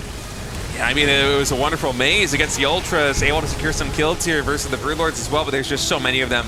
Even after those abducts, 16 Broodlords remaining here. Reynor is going to be dipping down 160 supply, and right now it's not minerals, it's gas that's the bottleneck for Reynor. He's adding in another Viper. He can cast Parasitic Bomb. The Broodlord's going to be very slow to separate, but you can see Shin, he's already preemptively splitting. Yeah, indeed. So he's just going to be relying on these abducts onto the Spore Crawlers. He's actually picking off a lot of these Broods, but there's still so many remaining here. Does he have enough energy to keep doing this? It's funny how quickly the Lurkers kill the Broodlings. Yeah. It looks really funny to watch. It's like a tower defense game right now. This is just madness. Shin down to 150 supply, just completely focused on pushing with the Broodlords. Actually, the Spore Crawler's in range of the Broods right now. Shin might have gone a little bit too close. Now Reynor also abducting the most distant Broods, and he's defending the Broodlord push with abducts and Spore Crawlers. Reynor is so sick. He actually had some units across the map as well. I can't believe that Reynor just survived this. I mean, look how many Vipers do we have? That extractor is getting evaporated right now.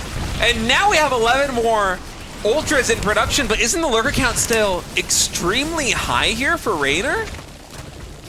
We'll have to see how many he has. 20 lurkers still. Yeah, it's looking tough, but eventually, I mean, his bases are mined out though, right? Like the main, the nat, and the third are all gone. I can't believe what I'm watching right now. The fourth has some minerals, but... SHIN has taken the 9 o'clock base. This is a screen away from the third of Reynor. SHIN basically has every single expansion on the map right now. There's only 2 bases he hasn't taken. How many bases is this? I want to do some math. 5, 6, 7, 8, 9, 10... 10 bases to 4, Sturgeon. This and is wild. The fourth base and the third, they're basically mined out here for Reynor. He needs another hatchery. Yeah, I think Reynor, this might be it for him. This is so many ultras coming in now. And, you know, the tech switches of Zerg are so strong in the late game. Reynor just wants this 5th base. That's all he wants to the 10 of SHIN. Here it comes. The microbial shrouds will be going down, protecting those ultras. Even fungals on the lurkers there. So much here from SHIN. Going to start shredding through the army of Reynor. He's defended so valiantly, but in the end, he is forced to call GG in game number 5. What a ZVZ. I have never seen a ZVZ anywhere close to as cool as that game. No, that was cool. Reynor was so down good. and out for the last 15 minutes, and like Houdini, he's able to do magic trick after magic trick. He defended like double digit. It was like almost 20 plus Broodlords with Spores and Vipers on basically a 4-base eco.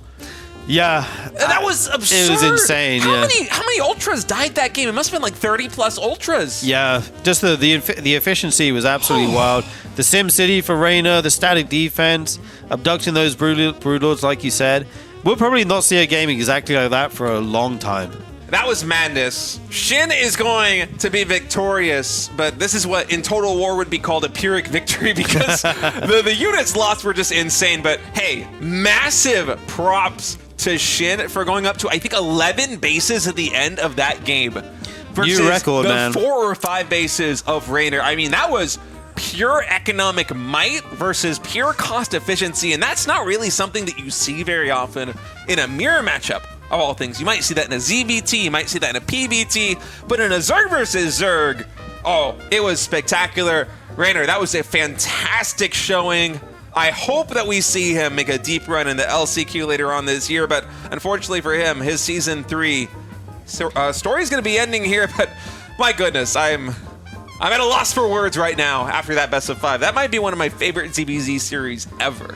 It's up there. There's a few good like Serral ones and Rogue ones, but that was a classic for sure, man. I really, really enjoyed that. We got the Ultralist drops. Like, what more do you want to see? He dropped the Ultralist in the main. That's amazing play from both players. Yeah, we also got to see double-digit Ultras with Microbial Shroud going up versus just countless lurkers, which is something that I was so curious about because Microbial Shroud is a very good ability right now. It's basically like Dark Swarm from StarCraft Brood War. Now, nothing is quite as outrageous as Dark Swarm is in Brood War, but hey, 50% damage reduction before armor is applied is crazy, especially on the highest armor unit in the game. And you could really see that with those Ultras getting so much sustain versus the lurkers. It was wild. It was spectacular. What a series to start out the night. And fellas, if you're watching and you want to get more RSL action, you could actually show up and watch this live. December 13th and 14th, we are renting out The Big Place, an offline studio in the Gangnam area of Seoul, Korea, for a 2-day offline finals. That means players there, casters there, me and Sturgeon, we're going to be there. The fans are going to be there. It's going to be awesome. You can get these tickets at tastelessthreads.com. $30 for the regular ticket. That's good for both days. Premium ticket as well. Get some special access to the backstage. I'm sure a lot of extra perks as well. Maybe some signed merch. It's going to be so much fun. Yeah, it's going to be amazing. You can grab those at the Tasteless merch website, tastelessthreads.com. We are looking forward to that so much. Looking forward to see all you guys who do make it over here to Seoul in Korea. And man, what a series. I'm just still just thinking about that game. I need to watch that game again. Yeah, what an amazing set between these two. Yeah, I'm just giddy, man. And honestly, I need a break. It was a long one. Oh, it was for sure. We're going to take a short break. When we get back, the lower bracket will continue with a PvP. MaxPax versus Classic. We'll see you in a few minutes. Welcome back, everybody, to the RSL Season 3 playoffs. I'm State, with me is Gemini, and we're about to cast a pretty exciting PvP.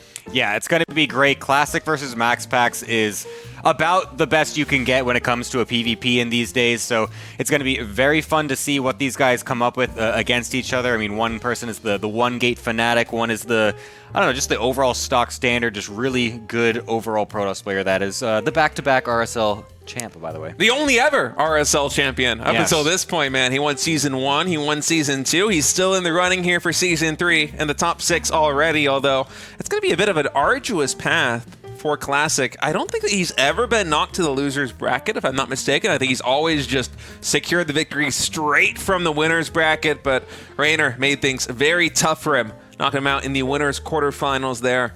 3-2. That was a very good series. I recommend you check that one out. SHIN, if you're just tuning in, just dispatched Reynor from the RSL Season 3 in one of the most epic ZVZ series I think I have ever seen. He is awaiting the winner of this one as Gemini, I think Game 1 is already loading in. MaxPax versus Classic, a best-of-5 PvP to decide who's going to live on here in the RSL.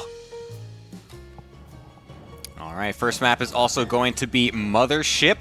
So definitely already starting off with some interesting stuff here, potentially, for MaxPax. It looks like he's just going to do whatever he's used to, and it's going to go into some of that one-gate stuff as well. So, yeah, I mean, the map is what we saw as well, I think yesterday or 2 days ago maybe it was, where we had a crazy Hero versus Zoun match where Hero went for a Nexus first on this map, and then he went into like a massive, 10+ probe lead against Zoun, who didn't scout it at all. But then Zoun went for a proxy Dark Templar and then won the game anyway because there was no detection after he sniped the single Oracle. It was a crazy game.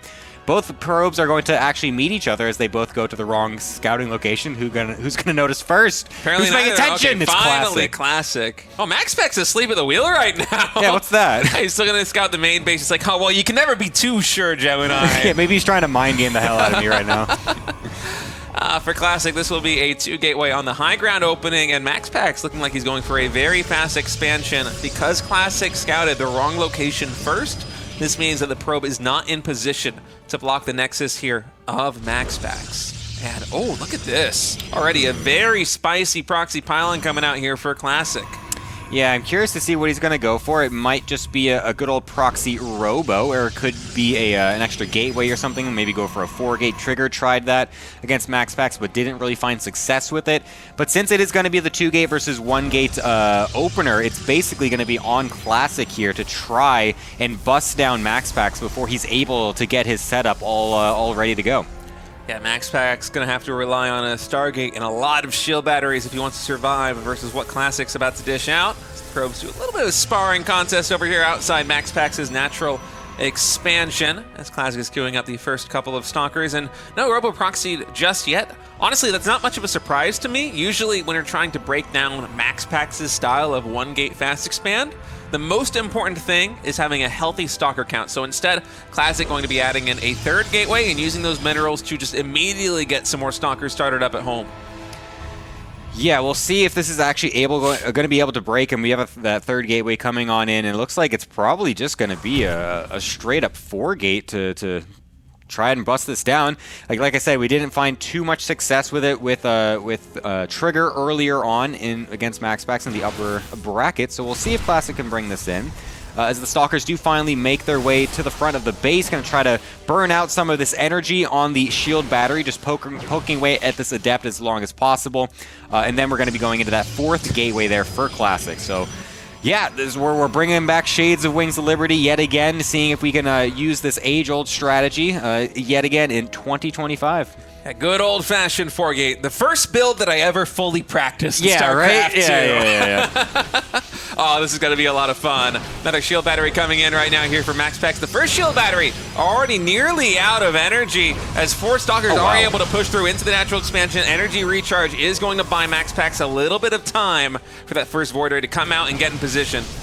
All right, first Void Ray is going to charge on up, and Classic not really paying attention. He looked away for just a moment, actually loses one of the Stalker to the charged Void Ray. Not the start you want as Classic, but he's going to have plenty more Stalkers joining up right now since Warp Gate has finished. He's got his first Warp in set, and now he's going to be able to pressure this front base. The Warp Gate is not finished yet for MaxPax either, and there's only one gateway anyway, so it's really just going to be on these batteries and the Void Rays trying to zone away these units as much as possible. If Classic could ever get a dive on top of these units, it could be very lethal for MaxPax. Yeah, the Void Ray must stay alive for MaxPax to continue their defense right now, but Classic stutter stepping forward. He had enough, despite this shield battery healing, to still two-shot that Void Ray, and a lot of the firepower of MaxPax's army just immediately getting taken out. The Cybernetic core also going to fall. There isn't a new Cybernetic core being warped in just yet for MaxPax, so no Stalkers can be made. And look at the confidence right now from Classic. He moves forward, trying to judge whether or not he can push in. And the moment that Void Ray charges up its beams, that's the key for Classic.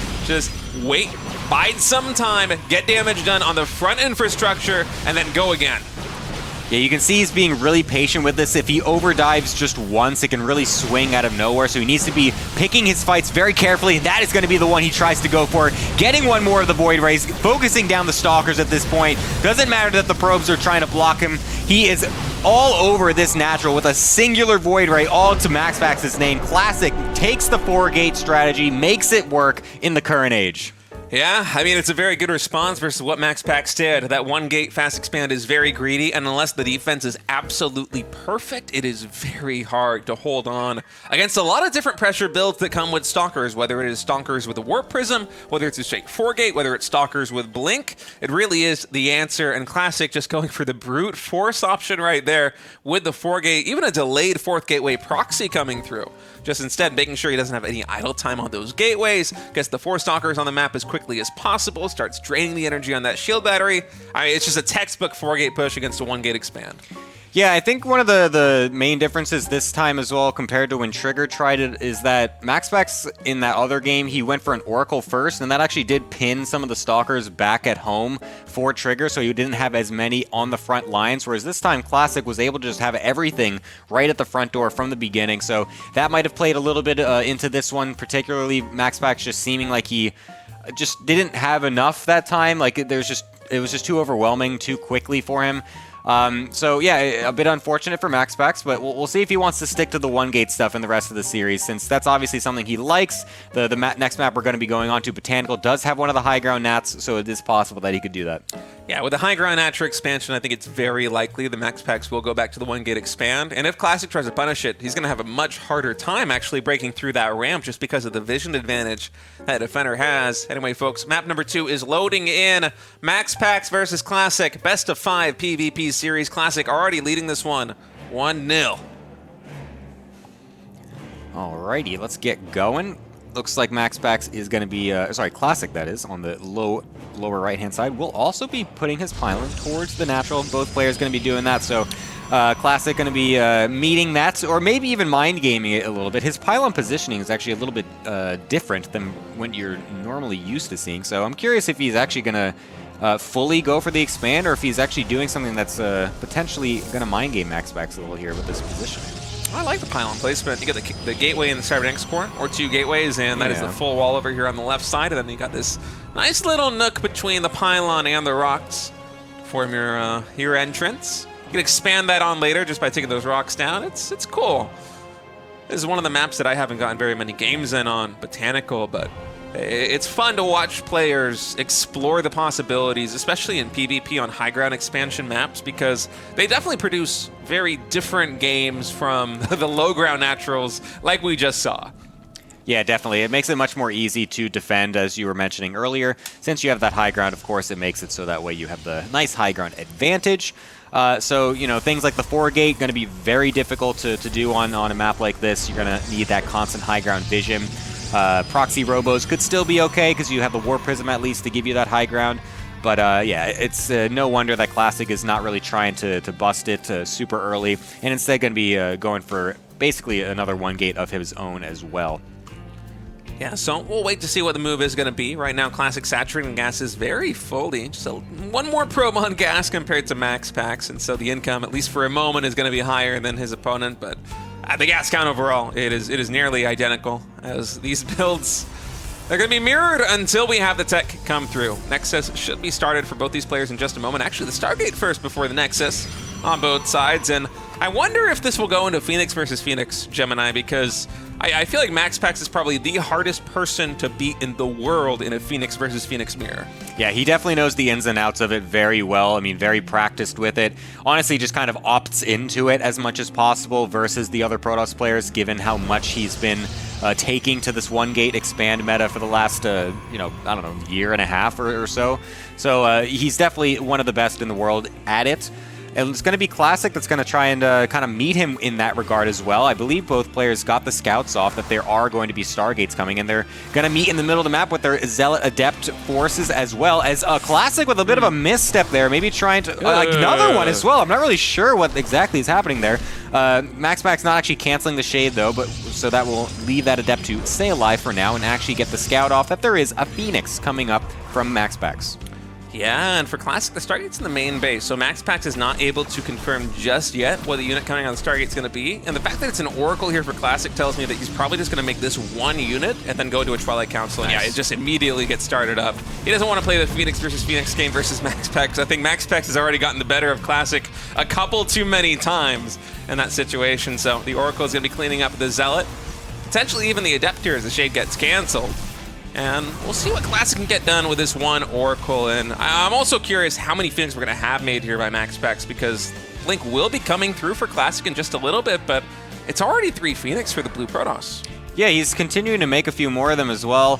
And he knows that the Stargate is not continuing to make Phoenix, as he saw that with his units in the main base as well. So it's not like he has any fear. He's just right over into the base, picking up probes, trying to get as much of an economic lead as possible, and there's nothing here for Classic to defend. He's not made any Stalkers just yet. He's actually, his Warp Gate is really late because you have to kind of delay that when you're going for this type of build. The Stasis Ward are going to try to go down in the main base as the only option, really, since there is a battery and he knows there's so many Phoenix on the field. Somehow still gets a couple probes despite all of that. I'm actually amazed, and recalls it out. That's way more damage than I would have expected that Oracle to ever get in this game. I mean, it's smart, right? The Stasis Trap forces the probes away, and MaxPax just ventured a little bit too far from the shield battery, so that gave an opportunity for the Oracle to take down a couple of probes. And honestly, now the Phoenix, they make a lot of sense. You know that Classic's invested a lot of units. Goes for a Zealot, goes for an Adept. Those units don't shoot up. Goes for an Oracle. That one also doesn't shoot up, and so the 3 Phoenix, until there's multiple gateways out for Classic, there's nothing to contest them. He's just picking up probe after probe whenever he gets 50 energy, even picking up a couple higher value targets here and there, like these Stalkers that are just getting slowly finishing out of these gateways. You actually see Classic cancel the Stargate at 80, or the Stalker at 80%, because he knows if he allows it to finish, it's just going to get picked up and get taken down. Yeah. He's waiting for all 3 to come out at the same time at this point to be able to actually do anything versus these Phoenix. He's also proxying a gateway on the other side of the map, leading towards potential aggression with this Blink that's going to be finishing up, knowing that his is going to be done long before MaxPax has even finished his Templar Archives bait, or whatever they're called, Twilight Councils. Anyways, Oracle coming on in, able to get some more probes as well. The Stalkers warping in, getting picked off immediately. MaxPax is all in control of this game. Yeah, and Stalkers, well, all Protoss units when they're getting warped in, I'm quite sure they do not have the armor getting warped in, and so the Phoenix just really quickly taking those units out. Phoenix with 2 attacks, armor, extra important. Oh man, at 99%, you see the damage coming through. There's so much. These Phoenix have already paid for themselves many times over. Yeah, this is just ridiculous. I mean, sure, he loses some, but it really doesn't matter whatsoever. He's even got a couple tracking the Oracle, going to kill that as well. He's got Immortals coming on the back end to be able to defend against whatever's going to be coming his way. He's up an incredible amount of workers. Classic realizing this, just chronoing the hell out of all of his Nexuses, trying to get any sort of something going for him again this game, but it's really just not working out so far for him. Now his proxy is seen as well. MaxPax, fully aware of the situation, needs to bring everything back home, because if the Phoenixes aren't here, actually, there's still not too much to defend. Yeah, Oracle's able to take down a lot of the probes right now in the natural expansion of Classic, and that's going to prompt Classic to try and break into the expansion of MaxPax. Shield battery now low on energy. Stalker's able to focus fire down a lot of these units, but another Immortal is joining the fray. Only 4 Stalkers to try and get rid of it, so there just isn't enough firepower here for our Korean Protoss player, and MaxPax, his supply is dwindling. He's warping in a couple more Stalkers to try and get something done. Reinforcements also coming now from the main base, but I'm not sure he's going to be able to push up this ramp again because MaxPax, he's soon going to have another Immortal. Blink is at 75% completion. A Dark Shrine is being produced. That's just a little bit too much, I think, for Classic's Blink Stalkers to handle. Yep, he's going to try one more Blink forward, getting onto one of the Immortals, does snipe it down, has a force field as well to be able to trap the second one, does kill it off, but he's trading all of his units to be able to get this damage done, and there's still more to come from MaxPax's side as well, lifting up all these Stalkers with the Phoenixes, still finding worth from that early investment, and it's going to be so difficult at this point. MaxPax able to even up the series 1-1. Man, it's been a couple of very quick games. Game number 1 and game number 2, I feel like lasted the length of that last ZVZ we had between SHIN and Reynor. My goodness, explosive PvP action on both sides as MaxPax and Classic, they're all tied up now. Yeah, and I mean, it kind of goes towards what their matchups history has been this year as well. They've been trading blows back and forth. It's been pretty even overall, but MaxPax has actually come out on top overall when they have played each other this year. So the fact that Classic was able to take the first map in general is still a good sign for him, and definitely could potentially lead to more games in the series. But MaxPax bringing back his old power in that second game, really showing you the knowledge that he has in these one-gate matchups, able to always find these little tiny edges here and there that snowball into an eventual victory. Yeah, I feel like I give Classic the advantage on any map with a low ground expansion, and MaxPax the advantage on every map with a high ground expansion, because the natural follow-up to the fast expand is going to be the Stargate. It's just so versatile. You can do harassment with it. You can either do that with Oracles or the Phoenixes we saw, and you can also make the Void Ray if you must defend your expansion against something else. It's a great defensive tool in the early game in PvP, but MaxPax is just a little bit better. I mean, maybe even more than a little bit, honestly, with a Phoenix play.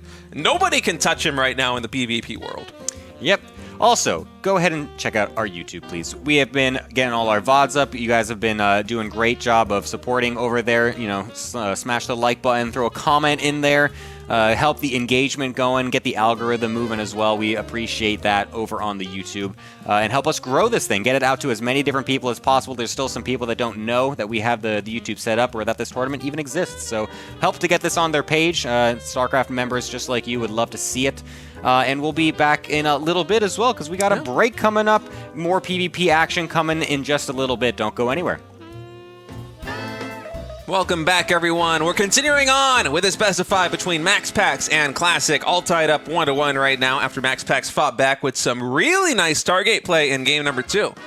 Yeah, it was really easy for him, it felt like. It didn't seem like he had any trouble whatsoever in that game. It was just full control the entire time, even from that little Adept Zealot skirmish in the middle of the map where Classic just kind of was randomly move commanding and getting extra swipes onto his Adept from the Zealot.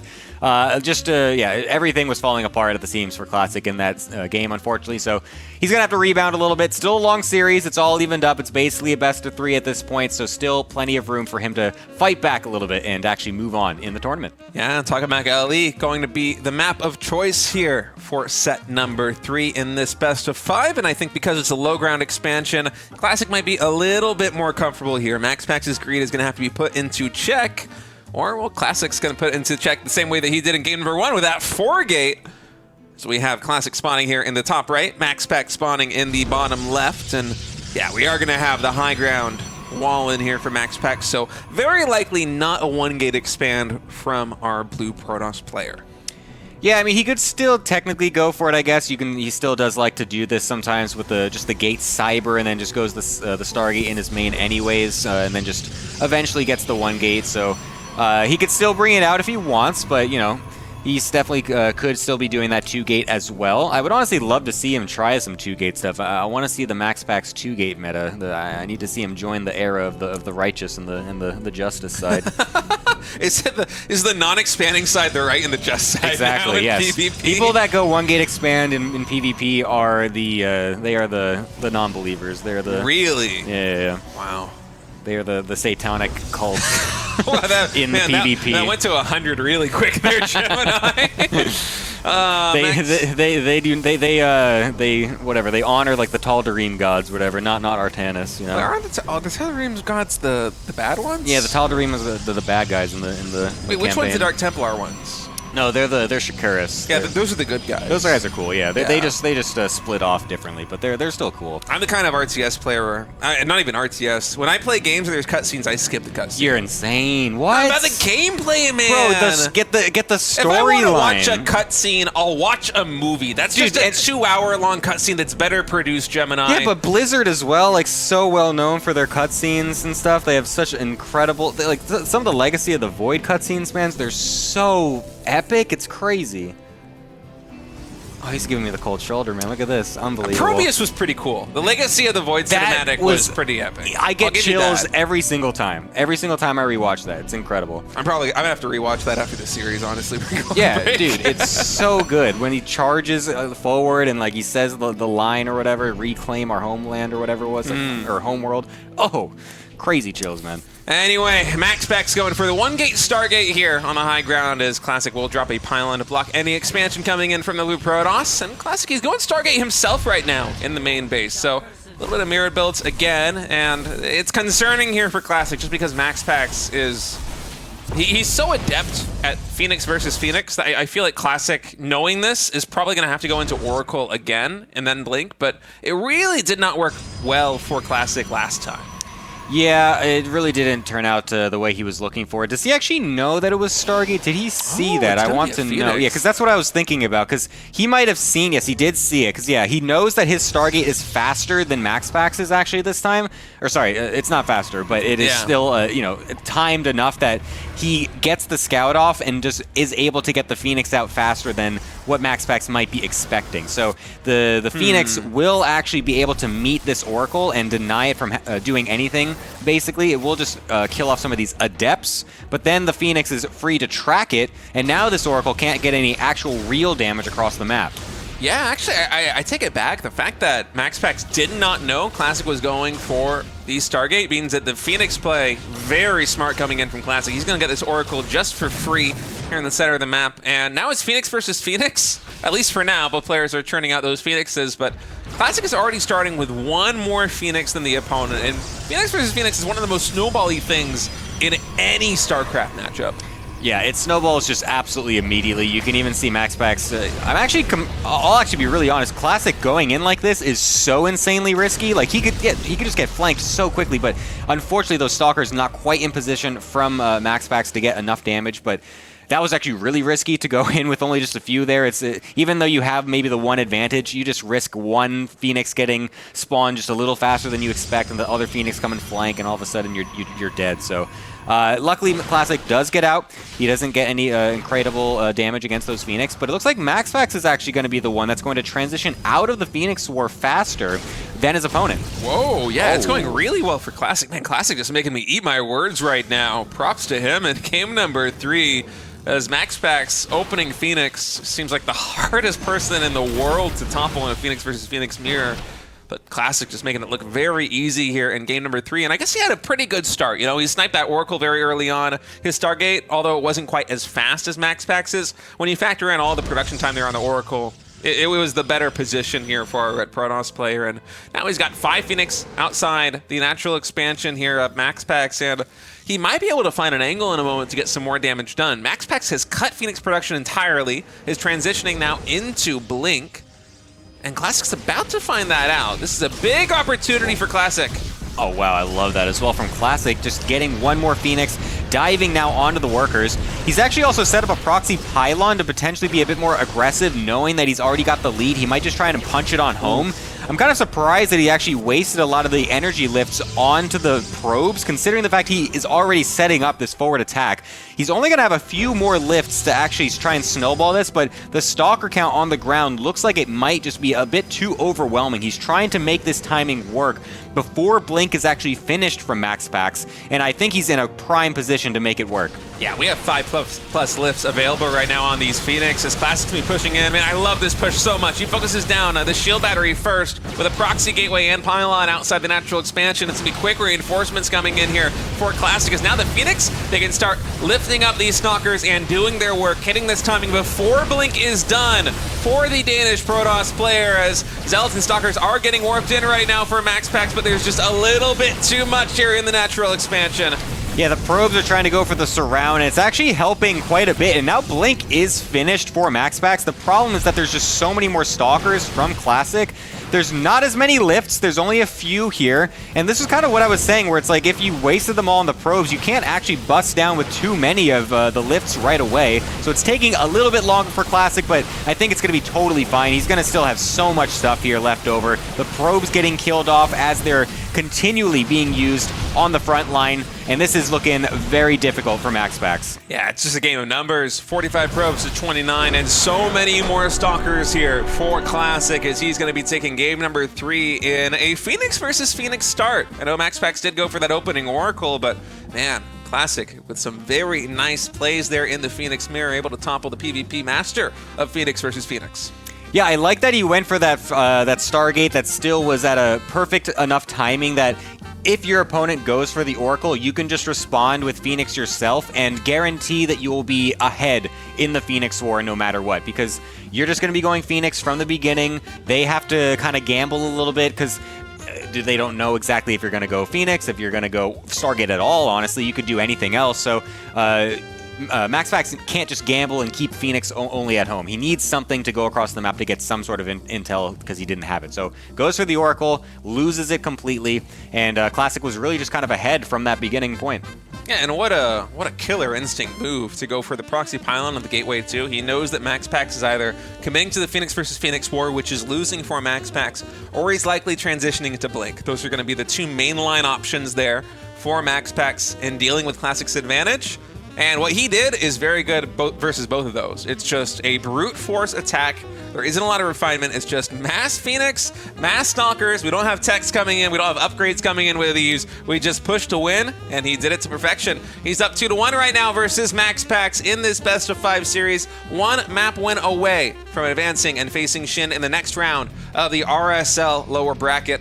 As we load into Celestial Enclave, one of the new maps we have here in the RSL Season 3.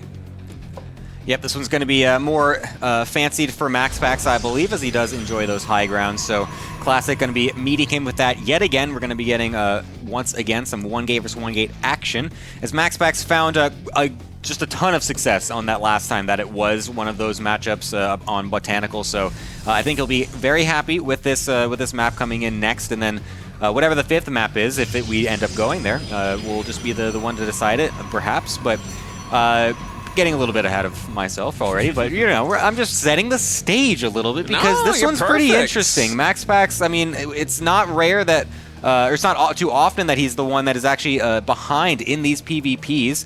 And Classic is really putting it up to him this time. Is kind of going against the story that MaxPax was able to build for himself in the last couple times they played against each other, because MaxPax was coming out very strongly ahead. I think it was like 2 3-0s that MaxPax had against Classic in their last 2 matchups. So Classic studying it up and bringing it to MaxPax today.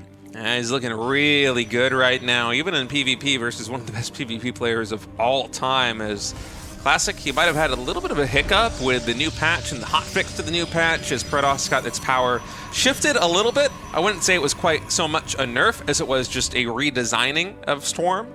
And it's been an adjustment period for a lot of these Protoss players. Occasionally they are doing better, like in RSL Season 3. We've had so much success for Protoss thus far, but you see them in other tournaments, maybe not feeling quite as confident. And for Classic, who, in my opinion, was just the king of the previous patch for Protoss, just paving the way, had deep runs at EWC, GSL Championship, a double back-to-back RSL Championship.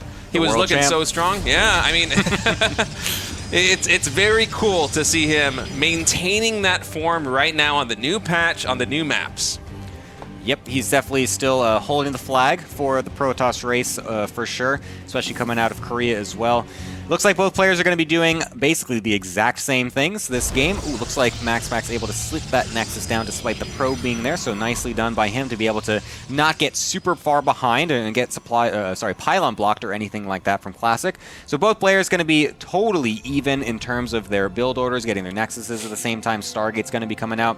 We'll see which one decides to do what with these early Stargates, and the Zealot Adept mirror match is happening on both sides of this bush over here. Yeah. It's kind of funny how this always happens in this way, but looks like Classic is the one that maybe gets the upper hand this time, as he's going to be able to kill off that Zealot and then walk right across as well to continue a little bit of pressure. Yeah, and it's Phoenix versus Phoenix again here in game number 4, and I think this is going to be a really interesting matchup because you have that in-base natural as well, or I should say the pocket expansion here in the main with just 1 gas and a couple of minerals, and so there's usually a very rapid rate of expansion once you have enough mineral and gas income to just produce Phoenix off of 2 bases. You're going to be throwing down a Nexus with any minerals that you float after that. And I'm curious how the pocket base is added into the mix, because it is only 1 Vespene Geysers, but it is so safe, Gemini. Yeah. And it looks like this game as well, MaxPax did go for that very fast 3rd gas at his Nat, which does indicate that he wants to go for the double Stargate Phoenix follow-up as well. But Classic is actually going to be going out, diverging a little bit into the Twilight much earlier. So he's trying to make it look like he wants to commit to the Phoenix Wars, but is actually going to be going into something totally different. He also could, instead of Blink, he could go for a proxy Dark Shrine, or just a Dark Shrine in general. That's something that a lot of players sometimes try to bring out to try and punish the double Stargate players, and there it does come down. I love that play from Classic, trying to mind game his opponent as much as possible.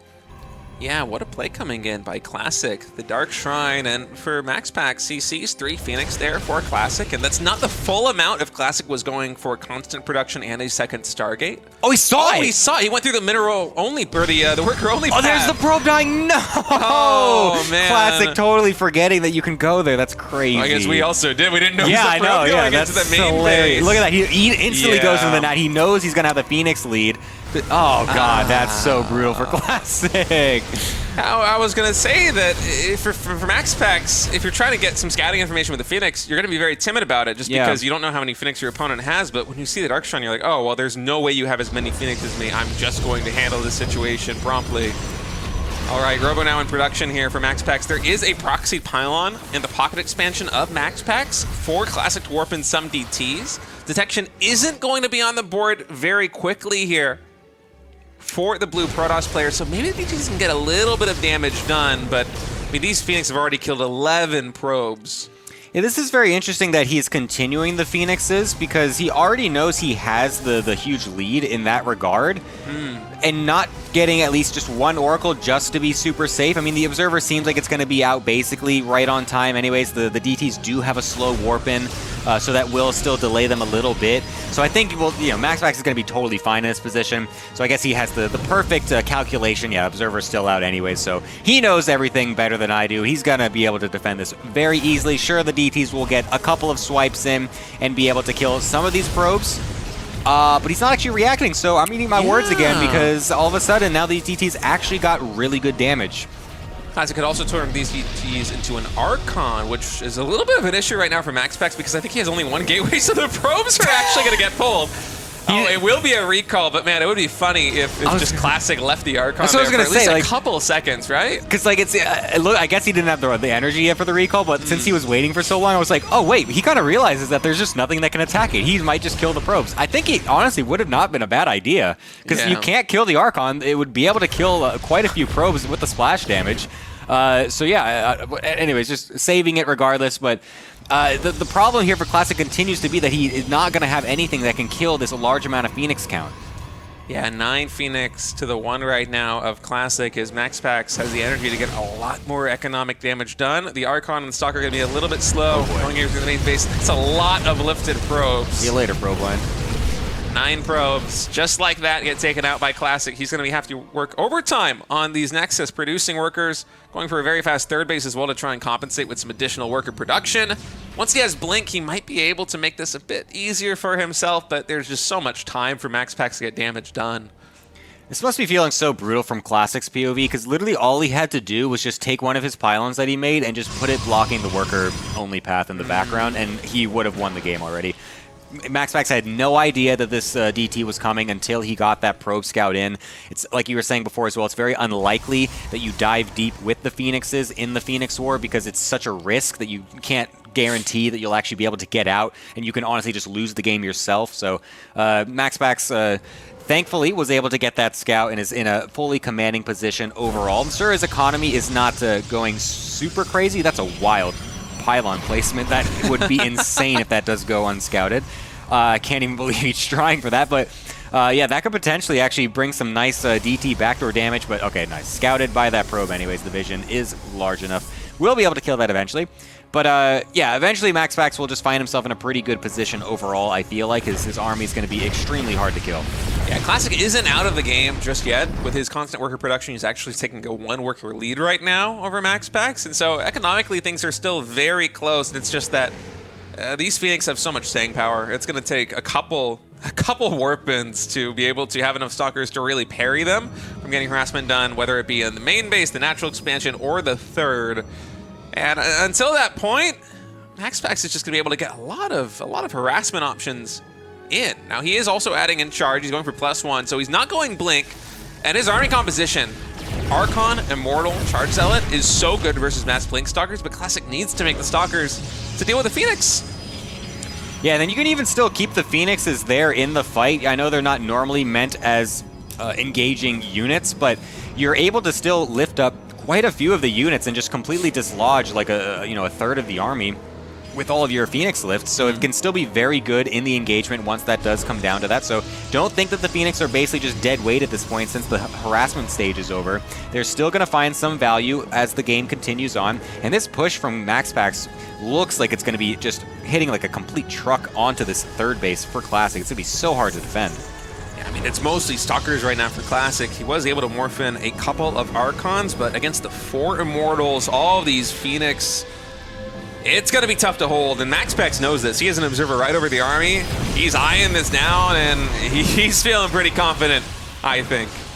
Yeah, he's trying to get a nice positioning here as he doesn't want to just get surrounded. Also putting an Oracle Stasis down in the middle in case he gets dove on, so that's very nice. Picks up a Sentry to deny the Guardian Shield. Nice precision there. A Blink forward to try and get on top of this army from Classic, but you can see just now the Phoenix is lifting almost all of the Stalkers. There's nothing on the ground except for the Archons, and the Immortals are doing a pretty decent job at dealing with that. And another Stasis Horde actually going down to trap the Archon as well. This is a total dumpster fest from MaxPax, just continually destroying everything on the ground, and we are going to a game number 5. Oh man, SHIN versus Reynor went to a map number 5, and now MaxPax versus Classic is going to a game number 5. And so far the story has rung true. MaxPax has been winning on the high ground expand maps. Classic has been winning on the low ground expand maps. It's kind of funny how that works. Yeah, I wonder what map number 5 is going to be right now, because I just feel like MaxPax in these high ground expand situations, he can get away with the greed, and he is more comfortable than literally anybody else, I think, at playing these styles. He just always finds a way to get big damage done, or at least find some significant lead. Yeah, absolutely. And it looks like Persephone is actually going to be the map number 5. So, I mean, if the pattern is going to continue, this is going to lead towards Classic's favor just that little bit, since there's always that extra little bit of aggressive potential. It is a low ground natural map. And we wouldn't normally, I think, read into this as much as we are, but it literally is proving true in this series. Like, every single time that it's a high ground natural, MaxPax is winning, and he's looking extremely dominant in every single one. And the other way is completely true for Classic as well. Like, it's kind of unfortunate to kind of make it seem like that, so black and white in this game 5, but it kind of is. Yeah, I mean, MaxPax for a very long time was going for 1 git expands on every possible map. Whether it be high ground, low ground, he didn't care. And it took months, maybe even close to a year, for people to actually start breaking into that, because the defense was just so rock solid by MaxPax. I think Hero is probably the first Protoss player to really get a lot of success versus the 1 git expands of MaxPax, because unless MaxPax slipped up, he would just be able to defend everything. And the recent meta shift going into a more heavy stalker pressure, whether that be for Blink and then a delayed expansion where MaxPax cannot scout it, or going for just a 4 gate like we saw in game 1 of this series, it's easier to deal with the 1 gate expand than it used to be. But that was MaxPax's bread and butter for the longest time in PvP, and there still are a lot of maps where it is just one of the best options, the high ground expand maps. So it's natural that he's going to be a lot more comfortable and a lot more capable on those maps, but it doesn't mean by any means that Classic is going to have an easy time winning game number 5. Yeah, definitely still one of the best Protoss players in the world, if not the best. You can make your, you can make He's your the bets. Some people still are saying, "Oh, those the people Koreans." are wrong, Gemini. He's the best. Classic is the best. Yeah. Oh, sorry, I was talking about MaxPax. Oh no, those people are dead wrong. Yeah, so we'll see if MaxPax can still, fight his way back a little bit in the rest of the series, being down 2-1 initially, now bringing it to the game 5 to see if he can close out this comeback in Persephone. It's going to be the 2-gate coming out for Classic. Not surprised whatsoever to see it, whereas MaxPax is going to be sticking to his guns. He's still believing in the 1-gate church. And I don't know. The 1-gate Not church. a fan. The satanic cult of the 1-gaters. Yeah. Well, 1-gate it's tricky to play against unless you're able to get some... hold that thought, actually. That is an early pylon. Yeah, unless you got some clown tactics ready for your opponent. It can be tough to deal with a 1-gate expand build. And speaking of clown tactics, that's a very forward pylon. Is this for... like the fastest and closest proxied Stargate of all time? That's what I was thinking. This reads so heavily into a Stargate. Just the positioning of this puts it into their main base. It's a robo. That's actually crazy. Okay. Could still be what it could still be is a Warp Prism, double adept in the main base. That could still be very strong, and it's a way you can kind of start some of these 3-gate robo all-ins. But regardless, the air distance is so tiny, it basically gets in their base right after spawning. It's crazy. I'm concerned, though, Gemini, because although this is a very cute tactic coming in by Classic, MaxPax is going to be Chrono Boosting out of Void Ray very quickly, I think, from this Stargate. It might even be the first unit out of this Stargate if he suspects early aggression coming from Classic. And if that is the case, this Robo might get empowered so quickly, and MaxPax is looking like he's going to scout it. Yeah, he had this queued up. Wait up. Barely. That's so close. Okay. Barely. Because he had it clicked literally on the building at first, and then he redid it a little bit, and I thought for a moment it was going to be one of the classic moments of when your repositioning actually causes you to not actually see it. But he does actually know it's coming. He sees exactly what it's going to be. He can assume it's going to be the Prism first, going for the Phoenix for the defense, and will be able to block these 2 Adepts from getting in as well. What is Classic going to do as the response, though, when he gets in there with the Prism and he sees the Phoenix already attacking? We have another gateway in production, so I think the Classic is going to try and keep this Warp Prism alive. You drop the Adepts, and then... I guess he's not even going to drop the Adepts. You're probably going to have to recall this Warp Prism, unless... Is there a second Stalker joining in? There is, so... Maybe it can survive, but MaxPax can also try and dive on this thing. And by the way, MaxPax is just going to sprint on over into the main base of Classic, so that Warp Prism has to hide in a hurry because it's getting hunted right now, and it's essential. Classic is going for a 4-gate Stalker bust on the natural expansion of MaxPax, and he needs the Warp Prism for the close warp in point. And MaxPax, he doesn't know exactly where it is. He's still fishing for it.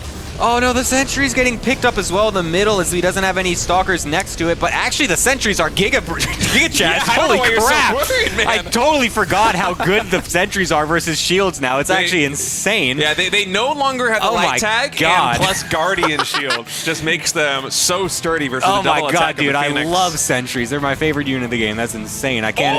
Oh, don't lose those. Classic Phoenixes. a little bit late pulling the trigger right there. Could have potentially gotten one of these Phoenix taken down. This one Phoenix very low in the red as Void Ray production is continuing on here for MaxPax, and the Warp Prism, it is still alive. MaxPax might try and dive this at some point just to get the kill, but this is a lot of Stalkers now pushing into natural expansion of MaxPax. It is do or die right now. The Void Ray a little bit too far forward. It will barely survive. Finally, it does get taken down.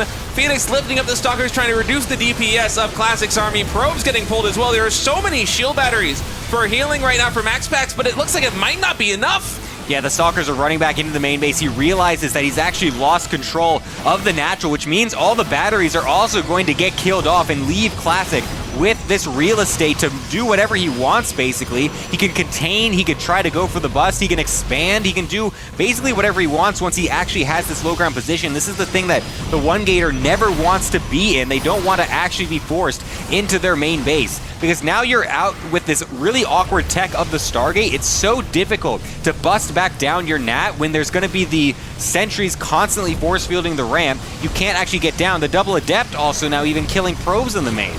More Stalkers getting warped in, and Classic, he's not even confirmed the kill on the natural expansion. He's going for the win right now, and he's gonna get it. Classic will move on to the next round in the lower bracket to face SHIN in a best-of-5 series. His RSL dreams alive for a potential three-peat here in 2025. That is absolutely ridiculous. I mean, the fact that it was scouted so quickly, the initial War Prism did nothing, had to recall it. MaxPax had a full read of the situation. He was able to get all of his batteries up totally in time. But then Classic he's just like, man, he just sees like the one little thing that he can do. He's the one path to victory, goes straight for it, and is so decisive with all of his plays. I love that he doesn't back down. He sees that he's scouted. He's like, whatever, I'll put a 4th gateway down. You know, I can do it. Goes for the 4 gate anyways, and still finds the victory. Yeah, it's awesome. Those two of the games the Classic won were the 4-gate. First was just a Wings of Liberty, baby, in game number 1, and then a 4-gate Prism in game number 5. And sometimes that's the way you break down a 1-gate expanding Protoss, as he will survive to face SHIN in the next round. Oh, really? It's been a spectacular day thus far. If you're watching the VOD at home, this is probably going to be the end of the VOD here for RSLs. We're doing double days in this week. But if you're watching on Twitch, we're not done just yet. We are going to be going into the winners final between Hero and Maru in just a moment. That will be a best-of-7 series. I am so thrilled for that one. Maru's been looking so strong right now. 3 over SHIN, 3 over MaxPax. He hasn't dropped a game in the playoffs yet. Yeah, and I mean, Hero's only dropped 1 himself, going 3-1 over Zaun and then 3-0 over Reynor. Not not an easy path himself either. So this is going to be a clash of titans in the winners final coming up soon as well. So I'm very excited to see what happens with this one. Both of them very evenly matched. It's going to be an absolute banger. Yeah, make sure you stay tuned for that. We're going to take a short break now. When we get back, the best-of-7. Oh no, production. Uh-oh. You're too we fast, got more slides. State. I'm giddy to go into Hero More versus things Maru, to talk about. Yeah, I forgot we got to go for the full rundown right now. This is the schedule, for RSL Season 3. It is now Saturday, the 22nd of November, and if you're watching live, we only have 1 day left. That's going to be tomorrow. Make sure that you show up early. We were moving our schedule to accommodate a tournament that was scheduled to be happening next week. Unfortunately for us, that schedule got canceled, so we're kind of stuck with the double days regardless.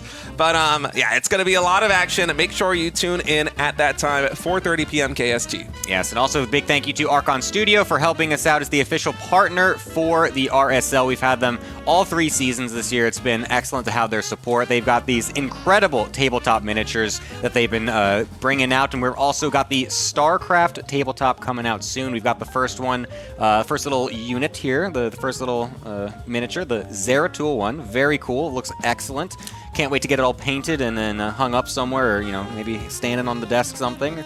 It's going to look really cool. I think these have turned out super well. All the other ones that they've shown and some of the teasers they've had as well look so accurate to what they actually look like in-game. It's incredible.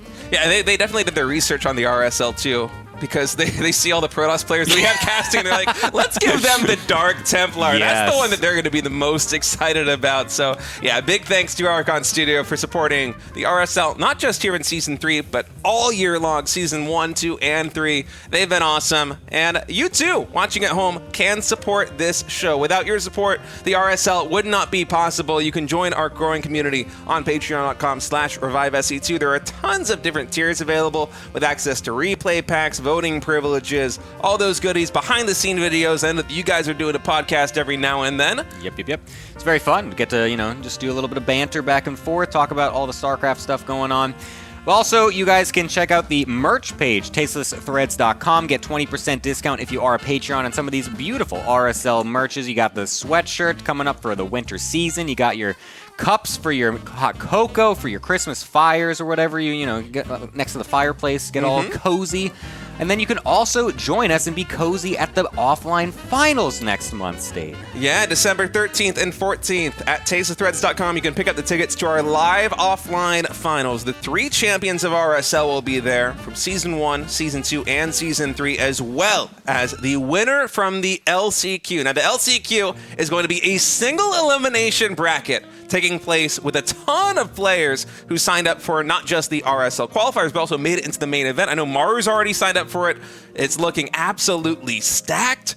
And it's going to be an epic day. And I think I speak for everyone here when I say that offline finals are just the dream in StarCraft II.